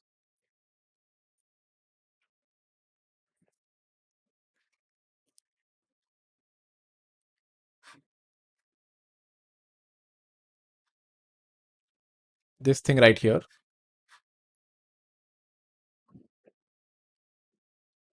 Just paste the whole thing here and replace /admin with whatever your app database is where you want to store, which in my case, let's say it's user app new. These two lines of code. And then I can write mongoose dot create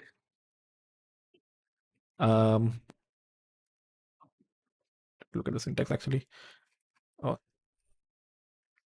Just going to copy these three things here.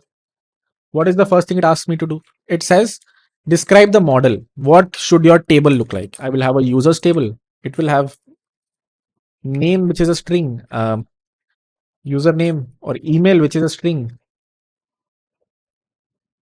and password which is a string. Thank you AI. Okay, I have described my user model. Ankit, why did you have to describe a model? Why can't you simply do mongoose dot create or something like that? That's just how mongoose expects you to first describe कि हाँ भाई, this is what my schema looks like, this is what my tables look like, and now you can simply be like कि हाँ भाई, create a new user. There are other ways to do it as well, but one way to do it is कि हाँ, create a new user in memory. So if you don't do this, nothing hits the database. If I just do this, const user equal to new user, name is this, email is something, and password is something. If I don't actually save it, it will not reach the database. But if I call user.save, this will actually put the data into my database. So these many lines of code are enough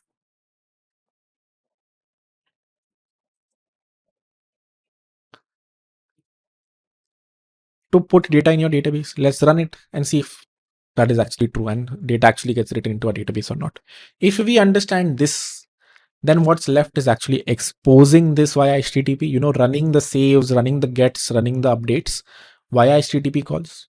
But if this works, we understand how a backend can talk to a database. That's step one. Step two is HTTPifying it. Create your backend server that actually does this or whatever. All right. I ran it. Let's go to our database. MongoDB Compass going to connect here.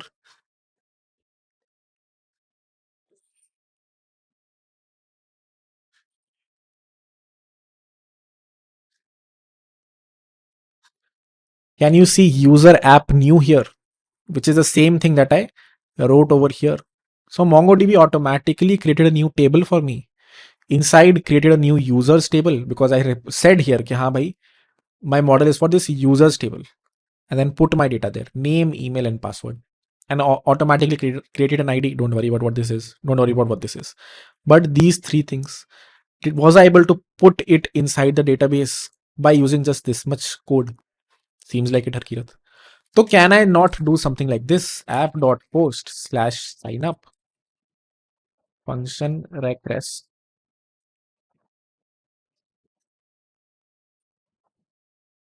कि हाँ भाई, I'll get the username and password from the end user. Const username equal to rec.body.username. Const password equal to rec.body.password, and const name equal to rec.body.name, and just pass these three things here. That will also do the same thing. I have HTTPI file putting data inside my server. Cool. But is there a bug here? There is. Can you guess? Hopefully you can. I shouldn't put this data up front. I should first check, does someone with this username already exist? I should actually do a bunch of things. I should actually send the user an email OTP. The user should, so that no one can hijack each other's emails. The right way to do it is कि यहाँ पे there is a request that goes out to send the user an email. The user then gets an OTP or clicks on a verification link, and then 100 things happen. But assuming people are fine, people are not going to misuse each other's emails, you can expect these three inputs, but you still have to check, does the user with this email already exist? For that, you can be like const existing user equal to user dot find one with this email. So this is another function that you can run. And will probably have, this will probably return a promise, so you can just await it. And if user already exists, you can be like, hey, my user already exists. Here is a status code 400. If the user does not exist, is when you actually create the user in memory, save them, and return the end user. User created successfully. Okay. This much is a great start if we understand how we have written the code to, what am I missing? Expose a simple sign up functionality where is to be an async function if you're awaiting, but this might not, I might not have to await it. Let's see what the syntax is for, finding one. Quick start guide, find one, find, oh wait, oh, there is no find one function.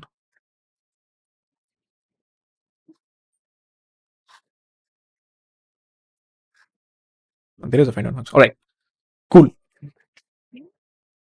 Hakiyat, how did you come to know there is a find one function? Well, AI helped me here, but even if I did not, I would have gone to the Mongoose documentation, because we have to eventually, there are 4 things you do here. It's called CRUD.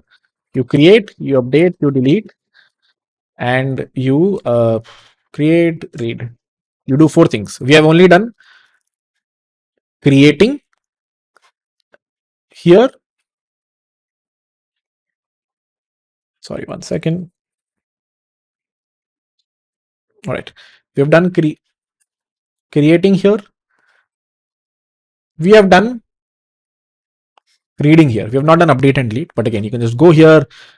There is like update function that lets you update data, delete function that lets you delete data. But this much do we understand how you can HTTPify a sign up endpoint that, or create a sign up endpoint which does not put data in memory, but actually puts it in a database. In the end, what have we done? We have done, let's actually run this and see if this actually works. And then that might be helpful. What happens when I go to facebook.com basically and I sign up? Create new account. It asks me first name, last name, number or email, password, a bunch of other things. Assuming it only asks me name, number and password, and I clicked on sign up. These 3 things would go to Facebook server. It would put me in their database and then return me back a response, provided this is a new email. If I already have taken this email, then it won't let me re-sign up, right? That will be a conflict. I can change password, I can take someone else's email, whatever. So that is exactly what we have done here. User can hit this endpoint, send us username, password and name. If a user already exists, then we will return them back, 400 status code, username already exists. But if they don't, then control will reach here, user will be created, user will be saved, and you'll say user has been created. Okay, let's try to hit this endpoint and see if it does what it's supposed to do. App is not defined. So const express equal to require express, const app equal to express. Okay. And again, of course, app.use express.json. Run it. And while it runs, let me open chat. This is pretty much it. This is a great start to our assignment. We can add the other endpoints here as well. That, let's say user sign in and let's say user get all the other users, but we'll leave that as an assignment. We'll do it in an offline video. If we understand this much, we understand how to create a backend server that can store data in a database, which is a great start. Okay. Let's do first poll here. How are we doing? How was the speed today? And then we will do more polls. But how's the pace for today? Was this fast? Was this slow? Class is pretty much very close to done.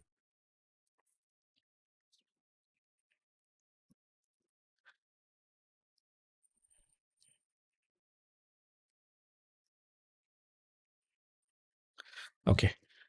30% fast. So don't even worry about it. We will do doubt session after this. And 70%, feel free to drop off. This was the class. I'm sure if you understand this, you can HTTPify the other endpoints. For the 30%, I'm going to open chat now, and would be great if you could ask actionable questions around. Let's start here. Let's start with the database stuff. Then we will move to the JWT stuff. Then we will move to the fetch API stuff. Okay. Any questions here on this part would be great. Let me put a checkpoint here.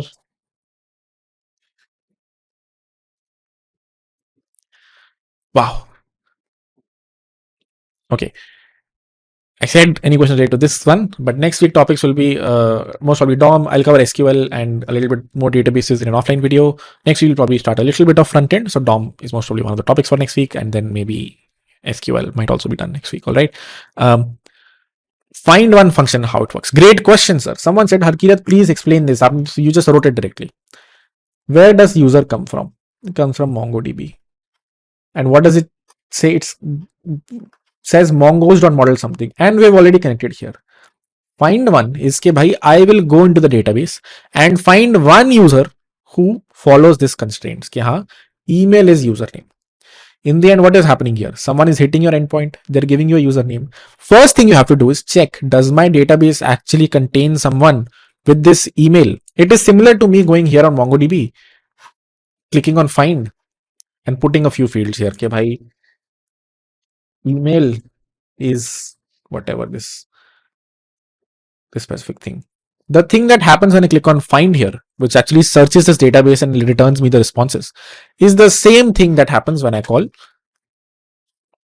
user.find1. The request goes out to MongoDB, does the same thing as this guy is doing, and responds back with a user if there is someone that is following these constraints.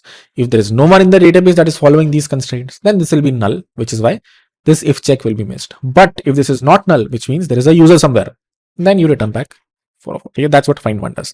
Similarly, there is user.update, user.delete, which as the name suggests, delete would let you delete an entry here. So similar to me clicking on this trash icon right here, the same thing that this does, user.delete would do. And of course you can pass in constraints ki only delete a specific user, things like this. Fetch is an async call and returns some data. We are JSONifying it using response.json, but why are we doing await in front of response.json? Great question. Great question. I was wondering why hasn't someone asked this. They asked, yeah, fetch is whatever async call. So const res equal to await fetch. Why did we do const JSON equal to await rest.json, Akirat? This though isn't an async call, right? This though is not sending an HTTP call. Why is this async? Unfortunately, this is async. So you'll have to look at the actual implementation of fetch. Why they made it async? Why they felt there is probably something it's offloading to a different thread, or they're just dumb. They return a promise or something. There is a good reason. If this thing is returning, not being able to serialize this data. Yes, probably because when you send a fetch, the format that you get back data in is probably some buffer or some binary data. To convert that binary data to textual JSON, it feels like it can offload some of that to a thread, which is why this does return a promise. Even though I can totally sympathize with you and be like, yeah, why this though seems like there's no network call, there's no database call. Why would this be an async call? But it is, which is why you have to put an await here. If you have to look at the implementation, you'll have to go to the Node.js code or whatever the Chromium code and figure out its implementation. Database is connected throughout. It is. Once you do mongoose.connect, your backend is connected to your database through some sort. Depends actually. It's not necessary. It's like throughout connected. It might happen anytime you're doing user.find1, it is creating a new connection and then destroying it. Or sometimes you can have a persistent connection. Unsure which one mongoose does here. Could be either of them. JWT, let's explain one more time. Difference between mongoose and MongoDB library. Great question. I think MongoDB library,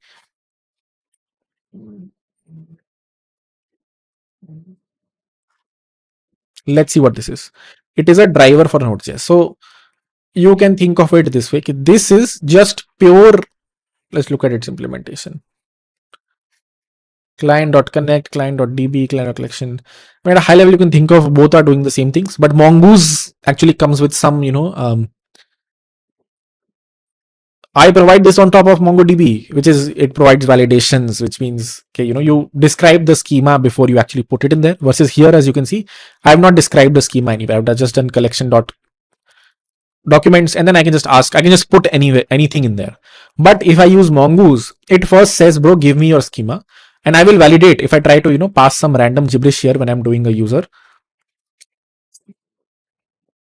some random field I add, it will provide some validations there. High level, you can use either. In the end, we're not going to use either of these. We will use Prisma, which is the most popular ORM. But high level, these are the differences.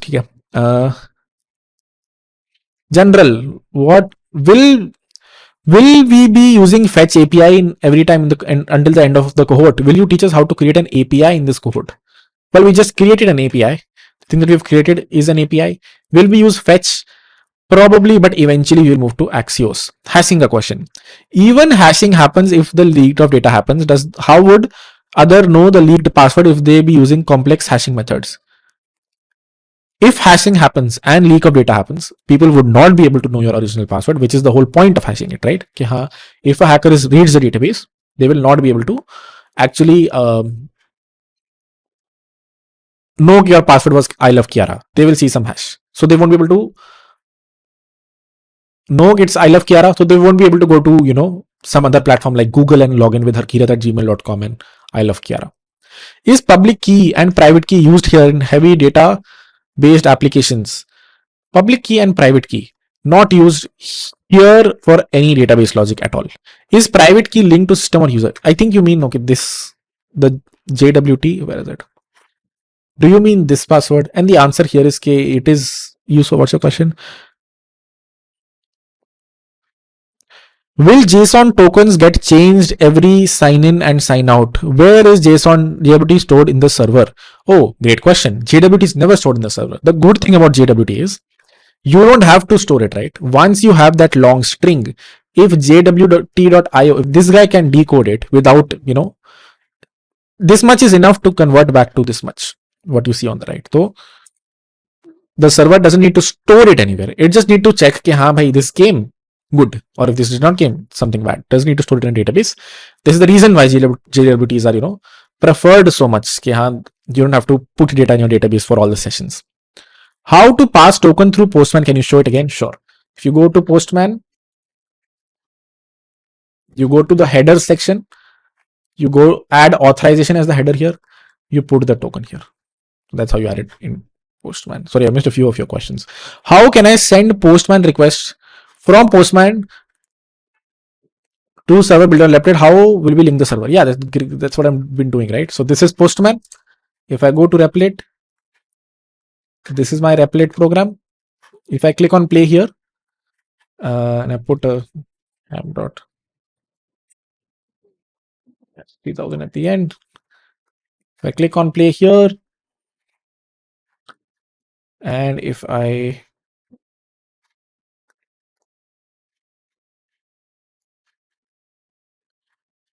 where did I have that?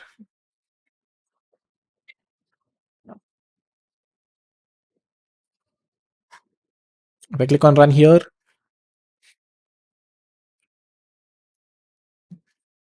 it hosts my application on the internet. I can click on new tab here. It gives me a URL.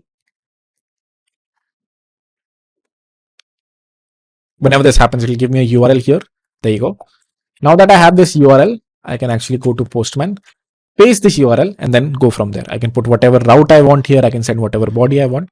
The main point is this URL that you can get by clicking this new tab right here, provided your application is working and it is listening on a port. I want to make that doubt asking system like Facebook comments, then people, same question like only question can we ask?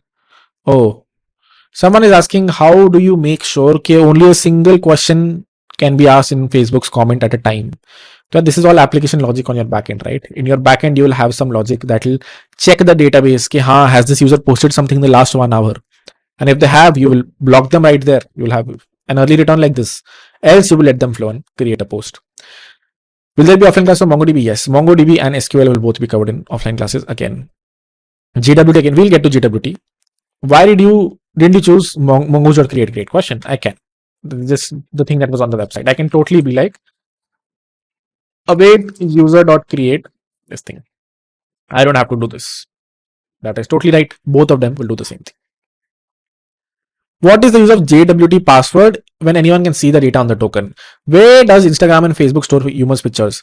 Pictures are never stored in a database. They're stored in something called object stores. So Google about S3, and that's where you store files, videos, images. Databases mein you just store textual things. And the goal of JWT password is it is what is used to sign the thing. It's like when I write someone a check and everyone can see that signature, right? But the bank's server has my original copy using which they can verify. That is what this password does. Anyone can read it, anyone can decode the JWT string back to the original schema. But the server is like, bhai, I know I had signed this using this password. I will verify is this password still valid for this hash? And if that is the case, then only will the control reach here. Otherwise, I will stop the control. Anyone can create a JWT with this payload, right? The backend server created the JWT with this password. You can write some code on your machine, be like jwt.sign. Where is it? jwt.sign username and your own password. So the server can get back any JWT that is signed by someone else? This one's a good question. Let's explain this a little bit further. Okay, what is the goal of using the password if JWT can be decoded by anyone? The answer is, okay, bhai, this for this username Harkirat, this can be hashed into a JWT by me as well on my local machine, by Facebook as well on their machine. These both will still point to this payload. But this one is signed using Facebook secret. This one is signed using my secret. When I send mine to Facebook server, they will check कि हाँ, was this signed using my password? It wasn't. It will say sorry. But when I send this, the one that was created by Facebook, to Facebook server, they will verify, was this signed using our password? Yes, and then it will let it flow. So that's why in JWTs, there is a point of the password which is to verify. Good question. Will always confuses the first time. Chat. Can we connect to local MongoDB from Replit? No, you cannot. You cannot. Long story. There are ways to do it. Don't do it. How can you complete connection URL? How did you get the complete connection URL? I went to MongoDB Compass. I went to database. I clicked on the connect button right here. It gave me a long string. This string right here. I replaced username and password. Everything after it you don't need. The only extra thing you need to add after it is the table that you're trying to, the database that you're trying to access. You don't need the complete thing. You just need, this much.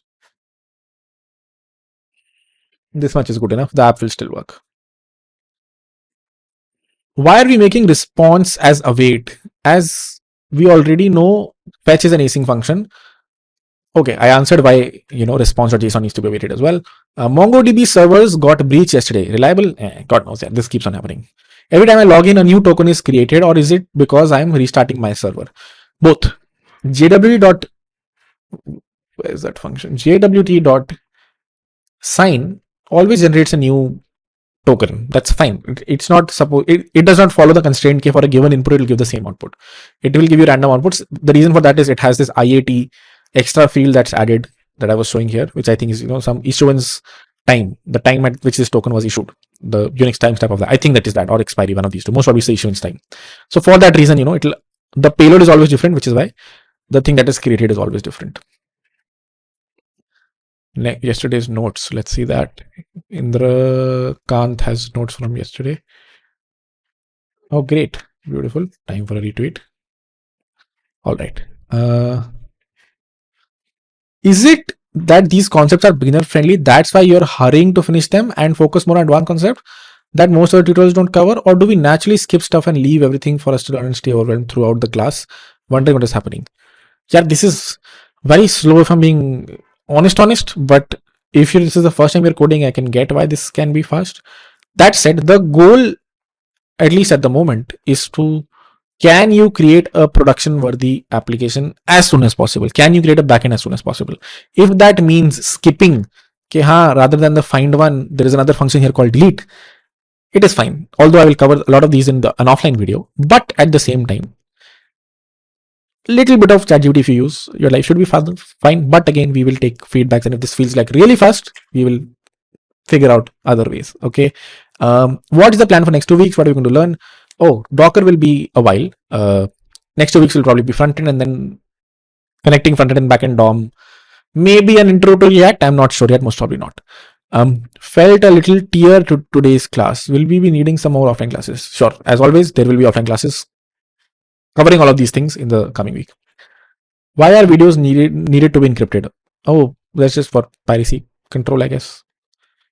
Slides will be put alongside the video. SHA is safe to share with colleagues while collaborating. I'm unsure. I don't understand that question, Hardik. What if I don't write a bearer token? How is that different from normal token? So यार वो बस ये है कि tokens can be of various formats. So the reason, a lot of times when you're sending out a header, you send bearer space this thing is because you say कि this is like one type of token. There can be, for example, you can be like API-key and then the other thing. So it's just telling this is the format of the token that's coming after me. That's a high level. In our application, as I said, we did not have the first string itself. We just had the token as such. But most places you will see some text up front which tells what is the type of this token and then the actual token.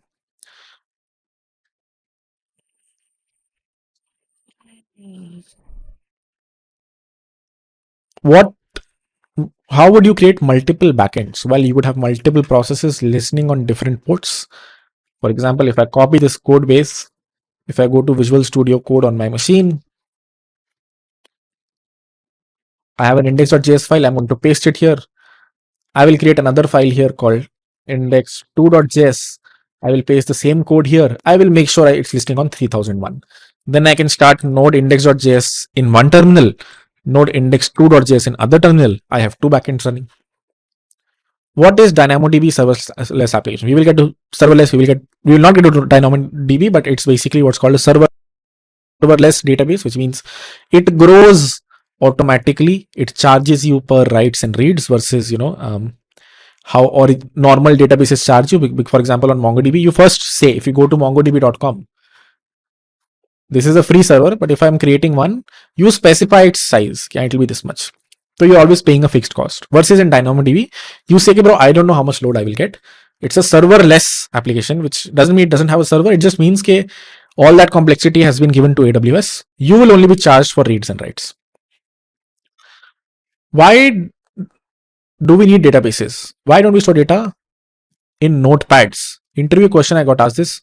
I didn't answer. Great question. 1 second. Let me charge my laptop.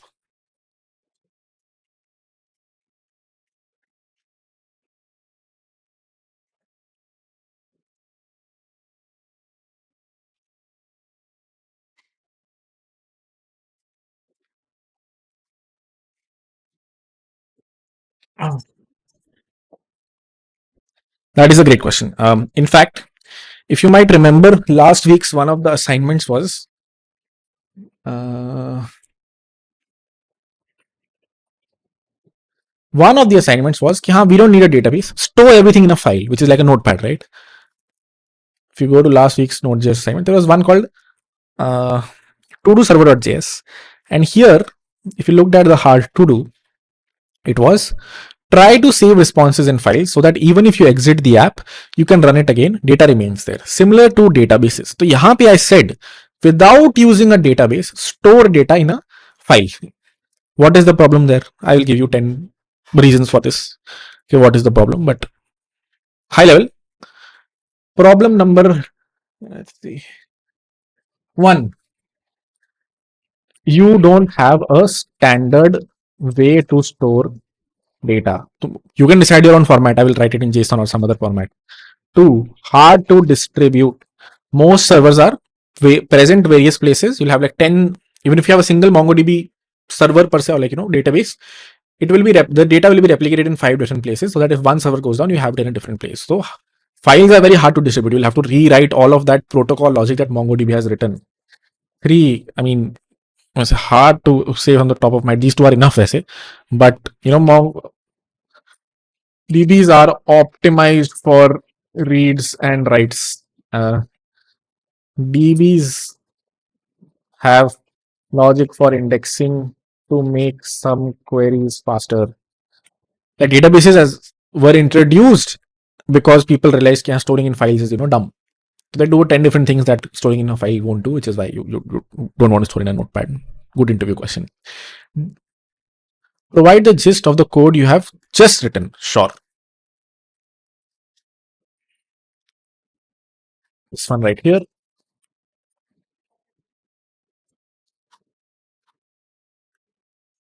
There you go.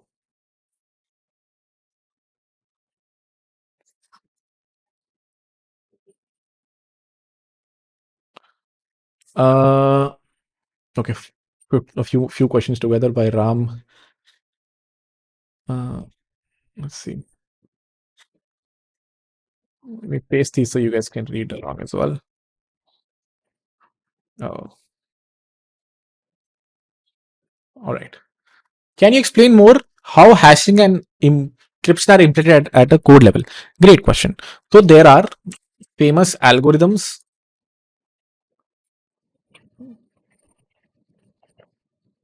are famous algorithms for hashing and encryption.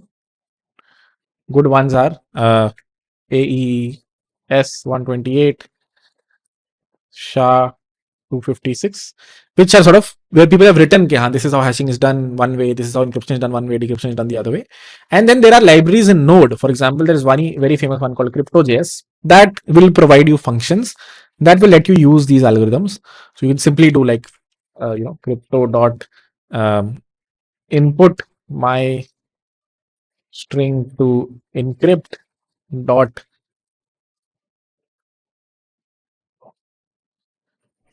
secret, whatever your secret is. Just call a few functions basically. That will do the one-way conversion and vice versa.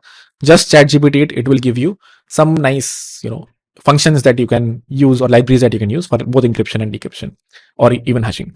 How to decide if it is better to encrypt our data for a problem statement? Where encryption and hashing may high level, the difference is if you have to decode your data ever, then you will use uh, encryption. If you don't want to ever decode data, for example, I said passwords.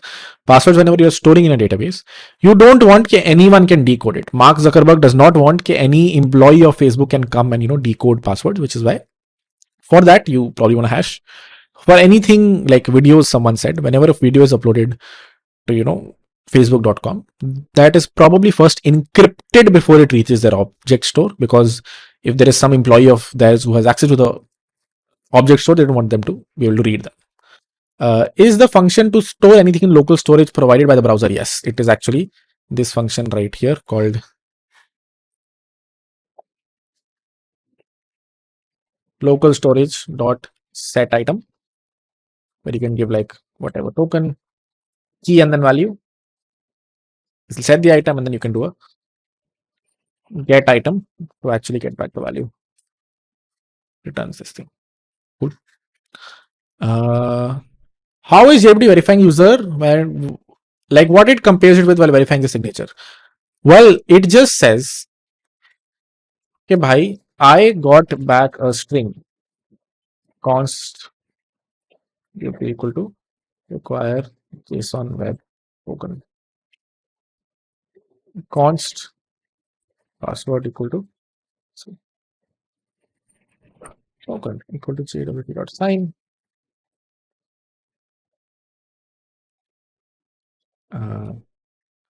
Name. JWT knows, yeah, this specific token was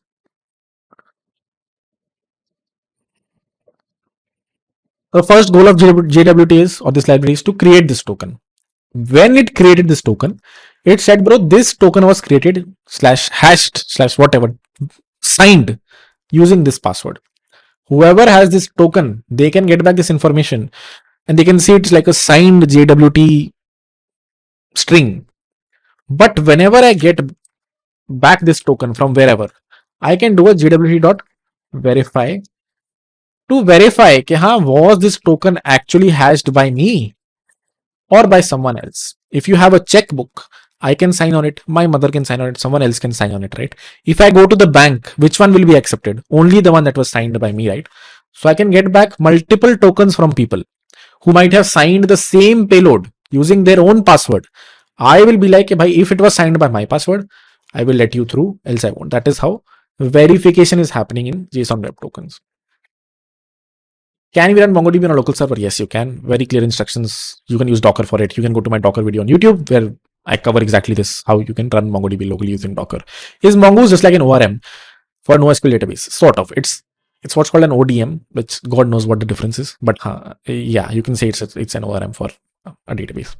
So user find one function will go to users table and match the email keyword. That is correct. I said find one user with this specific conditions. And what were the conditions? The condition was find one user whose email is this. I can add multiple constraints here. Okay, whose name is this. Harkirat. When I go to Twitter here and search for Harkirat or whatever, a request goes out which probably does something like this. Users dot find user who have names similar to Harkirat. So that's what all of these constraints mean. It's like a select star from something where it's like a where statement in SQL. Good questions. Chat. Why are we making response await? Oh, okay. I hope I explained why JSON we are awaiting, but once we reach Axios, you wouldn't even worry about it. ChatGPT has the data it stores in the backend. He gives it to a JSON and stringifies it in the string. How do we solve questions where we have to manually internally and not understand how to take users in ChatGPT has the data it has stored in a backend. He gives it he gives it to us in a JSON after stringifying it in string type. So how does he solve any questions that we have given to him internally and not understand how you can take other users in JWT auth? Could you repeat the question, elaborate it a little bit more? Which is better, SQL, NoSQL, SQL? Uh, what algorithm does hashing follows? And if I know the algorithm works, would it be possible to guess the hashed password? It follows, as I said, a few algorithms that are available. They are written by really smart cryptographers and proven in a way that you cannot hash it back even if you know the algorithm is written in a way it adds a lot of noise to it. So you cannot get back the original string even if you have read the algorithm. The algorithm proves that this cannot be, decoded. Explain refresh token. Let's wait for this a little bit. Let's understand basic authentication using tokens. Eventually, we can get to access and refresh tokens. Solved using find. Okay, great question. Please explain. Okay, I will do an offline video for Zod and an offline video for refresh and access tokens. Why not use body parser to parse username from body? Oh, I mean, if I, it's just you can use body parser. No reason. Just picked one. Fetch is an async call, returns using response. Why are we using await in front of response JSON? I hope that's clear. Okay, why we are using await in front of response JSON? Because response.json is an async function. Now, why is it async? Why does converting a string into JSON need to be async is a different question. But yeah, it is async, which is why we are awaiting it. Why is it async? We will have to read through, the implementation of fetch to understand. Why didn't you use mongo.create? I think I just did. How does Twitter Discord handle so many requests without delay? Well, few reasons. I mean, that's the high level question of how you build a distributed, scalable chat application. How does Facebook do it? How does Instagram do it? So they have 1,000 backend servers all around the world. They have, the databases are replicated, very big machines. And in the end, like all of these websites have to support some metric, right? They are getting a million requests a second or 10 million requests a second. So you basically introduce as much amount of compute to do it. Please recap this in Replit. I will recap everything, Abhi. Let me just go through questions first. So if I create a to-do list, that's it for a database and store anything instead of in memory. Yes, if you're creating a to-do list, you should store it in a database, not in memory. How browsers ensure security of access tokens while storing it locally? They don't. So as you just saw, okay, it can be in the local storage. There are ways through which you either encrypt these things before you put them in the database, or you store them in cookies, which are much harder to read. But at a high level, that is there. As you saw, like you can go to websites, go to local storage and find some shady things there. Browsers can do nothing about it. We have to store JWT or refresh token in cookies, right? Or in memory and send bearer token. Please clarify. Different websites use different things. Yes. So there are a few ways in which you can, store this token. You can either store them in what are called cookies, or you can store them in like local storage and then explicitly send this back as a header in every request. Bearer header. So that depends on whether you or not you want to use cookies or headers. Why would you want to use one over the other? Cookies are slightly more secure because you just have to set the cookie, and it's harder to pull it out from the browser. Much easier to pull it out. Much easier to pull out local storage. But the benefit of local storage, or explicitly sending this back in every fetch request. If you use local storage, so you have to literally every time you're sending a fetch request, you have to be like whatever the URL is, comma, headers, authorization, bearer, space, local storage dot get item token. So you literally have to do all of this logic, but still people do it because not every device supports cookies. Like mobile, it's very hard to do cookies. There might be I don't know, a machine. Like there are various clients, which could be browser. Like cookies are very browser specific thing. कि हाँ, there are some mm, extra things it provides you. You don't have to explicitly, store it in local storage. It automatically gets stored somewhere. Things like these. For which reason cookies are slightly better for browsers. But if your backend only supports cookie based auth, then becomes very hard when you create a mobile app. Which is why a lot of people just say कि भाई explicitly give me an authorization header, and whenever you're sending a fetch request, set it up explicitly by getting the cookie from here, or whatever the header, the token from here. There are, and again, every website does different. Some websites have multiple ways to do authentication. This will also work, cookie will also work. So yeah, it depends on your backend. There's a lot of discussion with storing JWT in cookies or in memory. I personally use cookies with C protection because that's another industry standard. The industry standard high level is it's very opinionated, depends on. So I was working at an exchange which would probably be industry standard because it's an exchange, needs to be very secure. Over there we did not use cookies. We did use a token like this, but before we put it in, no, actually we did, I totally forgot. But before we put it inside the local storage, we were encrypting it somehow, and the finally encrypted thing that was stored, you can't just copy it and go to a different browser and paste it and it'll just work for you. So at a high level, that's the reason why, like, you can, industry standard just depends on the company. If I'm being honest, like, us company mein whatever they think is the right thing to do. Uh, how does JSON website able to decrypt our web token without knowing JWT password? Well, it did know the JWT password. Whenever it was written over here at the top right, so it did know the JWT password. Oh, JSON website. You mean this website? हाँ तो वही है ना, I said this a few times कि you don't need this password to decode. Anyone can decode this without the password. You need the password to verify. Anytime you write when we were at the slides of JWT, what did I say? I said signature can only be verified using the password. Anyone can see the output given the signature. You don't need the password. Anyone can see the output given the signature, but it can only be verified given the password. What is username? Username in gw.sign. It is what I want to sign. If I doesn't have to be username. It could totally be,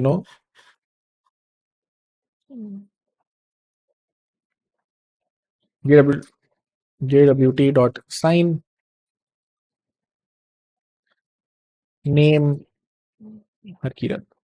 It depends on what you want to sign. In our case, we said, okay, bhai, let's sign, or let's, convert the username into a string so that in any future request, when we get back the string, we can get back the username because that was what it was hashed with, and we can figure out whether or not the user is logged in. But you can put anything in there. Why are we using res.json instead of res.send? You can use anything. It's fine. You can use res.send and send JSON data. Is it good practice to create a single endpoint to create or update data using find and update instead of user.save? Sure. I mean, usually there are different endpoints. Sign up is a different endpoint. Sign in is a different endpoint. How to expire an old JWT token so it cannot be used against later? Yeah. So there's an expiry in this function only somewhere. So like it's some arguments. One of the arguments here is expiry. I'm pretty sure that is the case. Algorithm. When you're signing, you can pass it somewhere, or you can be like, expires at new date, not get time plus 3600. So anytime you're verifying, you will check it has expired at passed, and if it has passed, then you will, ignore that verification. So you can either do this, but I'm pretty sure this provides you like one of the arguments here is expires, like some expiry, and then you can give whatever duration you want there, and then signature verification would fail after that time has passed. MongoDB server got breached. It should be working on the user app now, which database we created and table user. Why did it create a new user app table? Oh, because that's what I sent here. I created the database called user underscore app. I did not tell it put data in user underscore app. Now, if I tell it, then it will put it here. I gave it a new database. It automatically created the new database. Where the class is over, by the way. I'm just going to answer a few questions and then everything else will be offline videos. How to expire GWT? Answered that. All righty, guys. Opening chat again.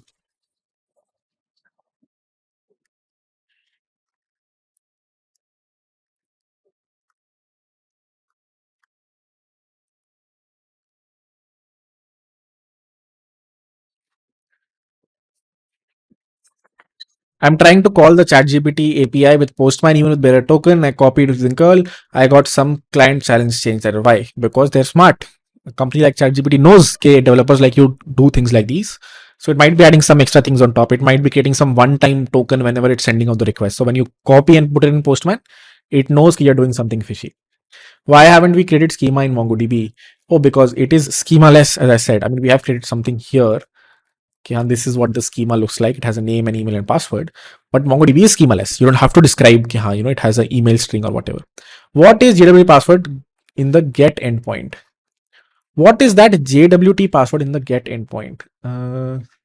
Oh, I had described it at the top. So if you go here, the top JWT password, this thing right here. Now I have created a random one. This is the thing that you use to both sign JWT password and verify JWT password. So this password is your, basically someone signing a check and it goes through a verification machine. Whenever you submit that check in a bank, that verification machine is this. This is that password that you encrypt and decrypt. Not encrypt and decrypt, but you get the idea. Like sign and verify using. Can you explain DB schema with two users following each other? Oh, in MongoDB, it will be a new table called following.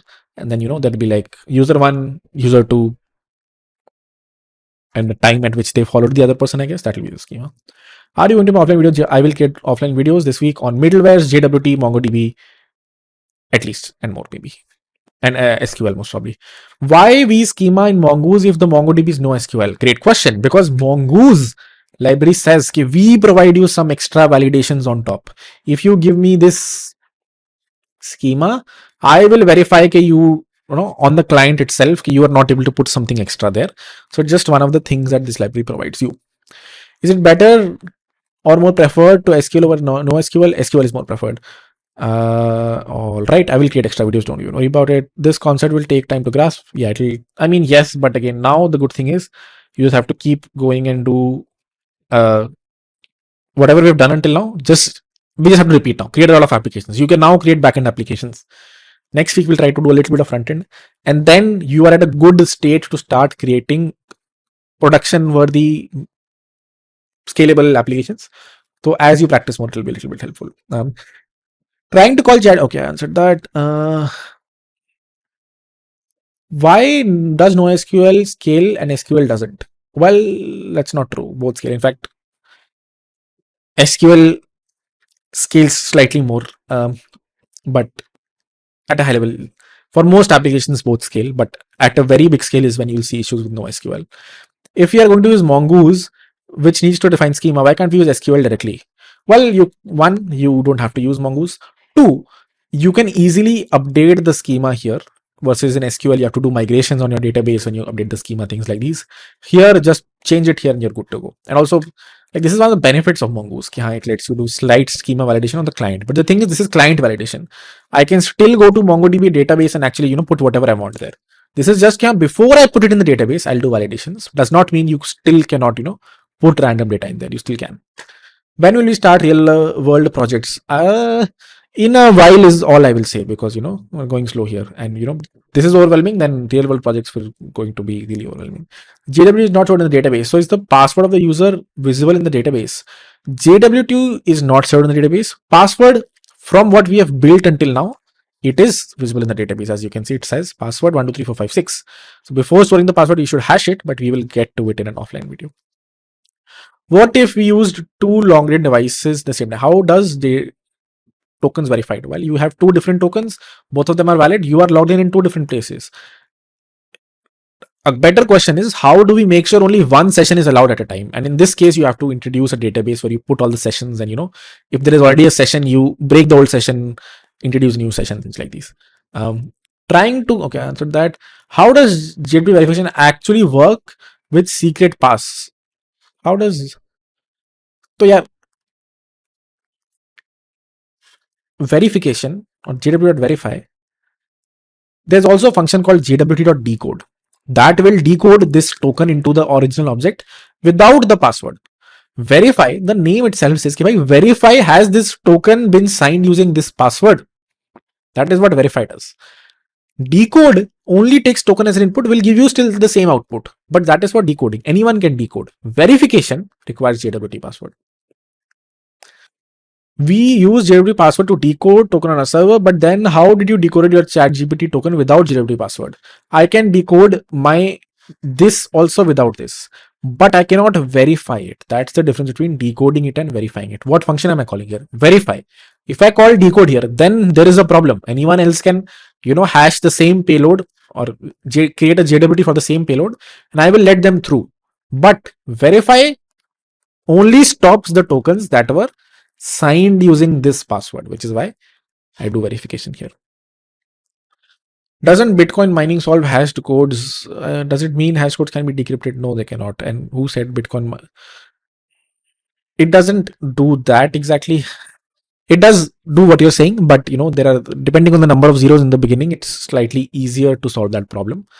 And that is why people say as compute becomes easier and easier to do, the number of users be increased. So you still cannot, unless you have, of course, there is a supercomputer, it will be able to unhash a hash, but that is a few years down the line. Is JWT passwords unique for every user? No, there is a global single JWT password, not unique for every user. Someone sent to meet someone at 9:30 at 10 here, but let's see. Okay, client server, this is the flow. Client sends a username and password. Server checks against the database record. If the match is created, first signature using this thing, secret, then token using this thing. Server sends back the token to the client. The client sends the request to access certain URL with the token in the header. Server decodes header in the payload, uses secret to create another digital signature compared to choice. This might be how JWT works under the hood, is what this might, Karthik might have pasted here. Unsure. But yeah, I'm going to paste it here if anyone wants to read. Try, okay, answer that. Can we create middleware for checking if user exists already? Exactly. Yes, not for this use case, but for authentication we should. 1 second, guys.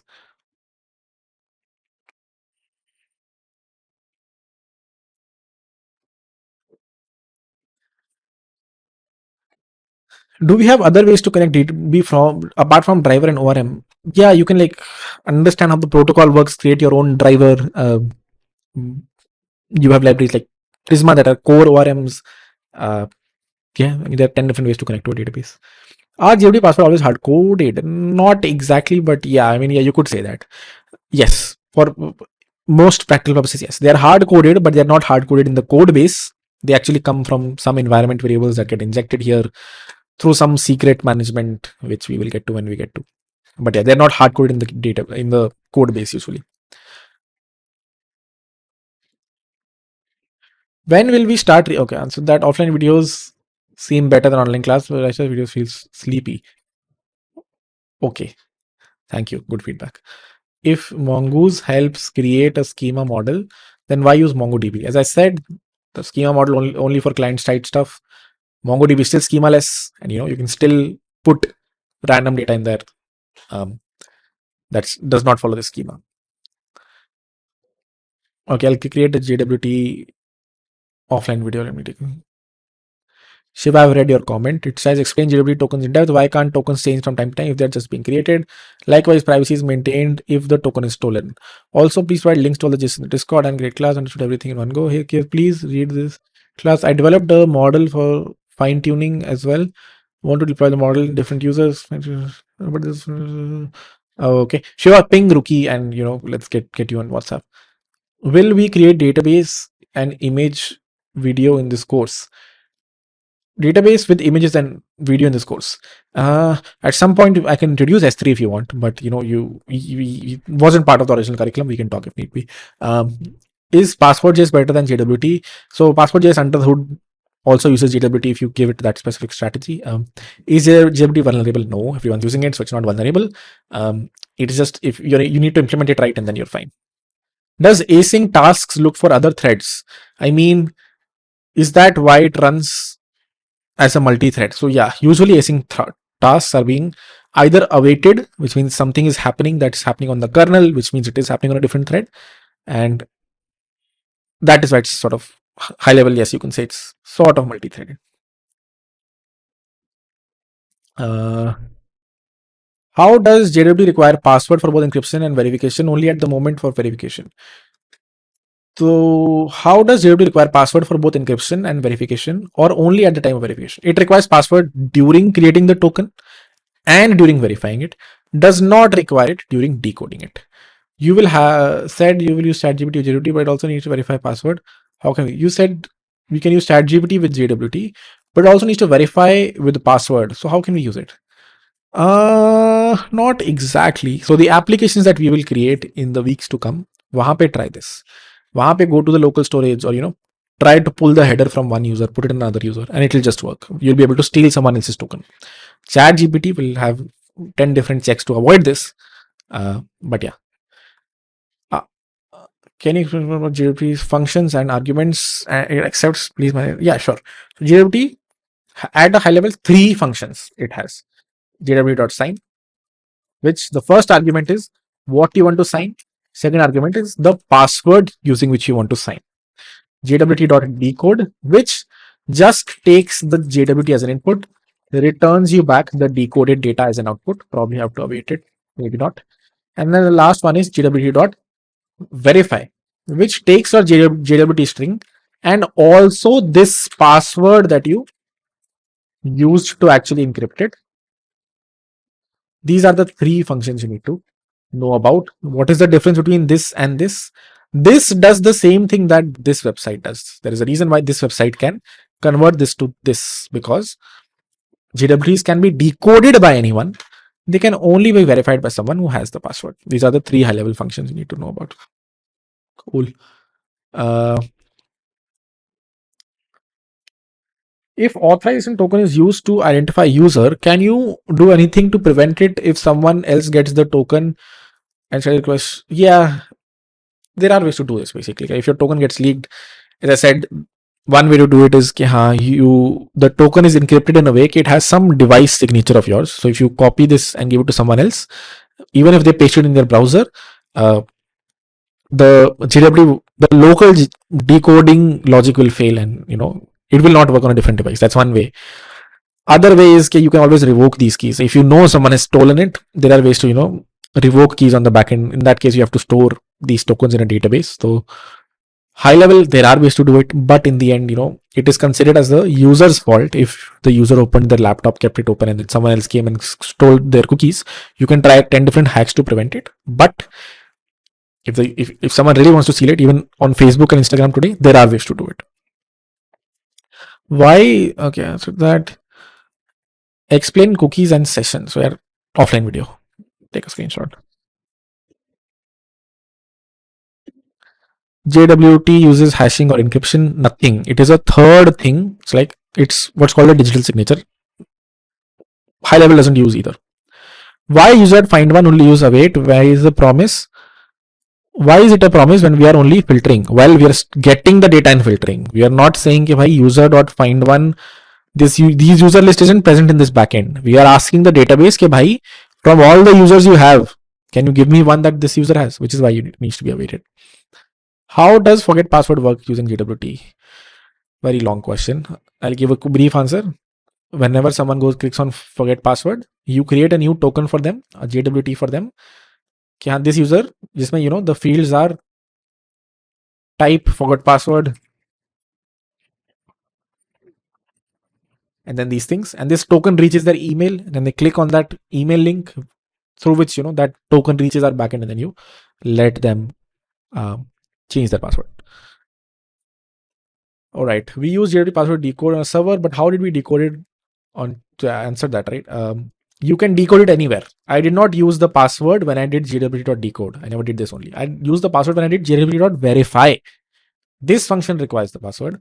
This function does not. Given a JWT string, you can decode it anywhere. What if the server goes down? Will the JWT be remembered? The token is stored? Yes, it will. So that's the thing, right? It's sort of stateless. You never store it somewhere after generating it. Given the string, it can be decoded and verified, irrespective of if the server went down. All right. Someone asked how was my experience at GatherTown? It was good. Only the company sort of tanked. All right, guys. Going to have to pause it here. I have to meet someone at 10 p.m. They haven't messaged back, so maybe not actually. But we'll do a few offline videos. interesting that we're getting overwhelmed here because at this part, because then React is going to be a cliffhanger, guys. If this part is, I'm hoping this marinates and gets better, because if this is difficult, React is just going to blow your heads. Um, so let's try to do a lot of offline videos where I cover this even more simply. This part and then DOM are the two big things that we should have complete grasp on before we even open React. So let's do a bunch of offline videos. TAs are there. Let's try to do more doubt solving using you during live sessions, and then maybe covering a lot of syllabus during live classes, something like that. We'll figure it out. But thank you for joining. I have to call it here. But we'll see you guys next week, and we'll post a lot of offline videos. Sorry if I cannot take more questions right now. Thanks, guys. Bye.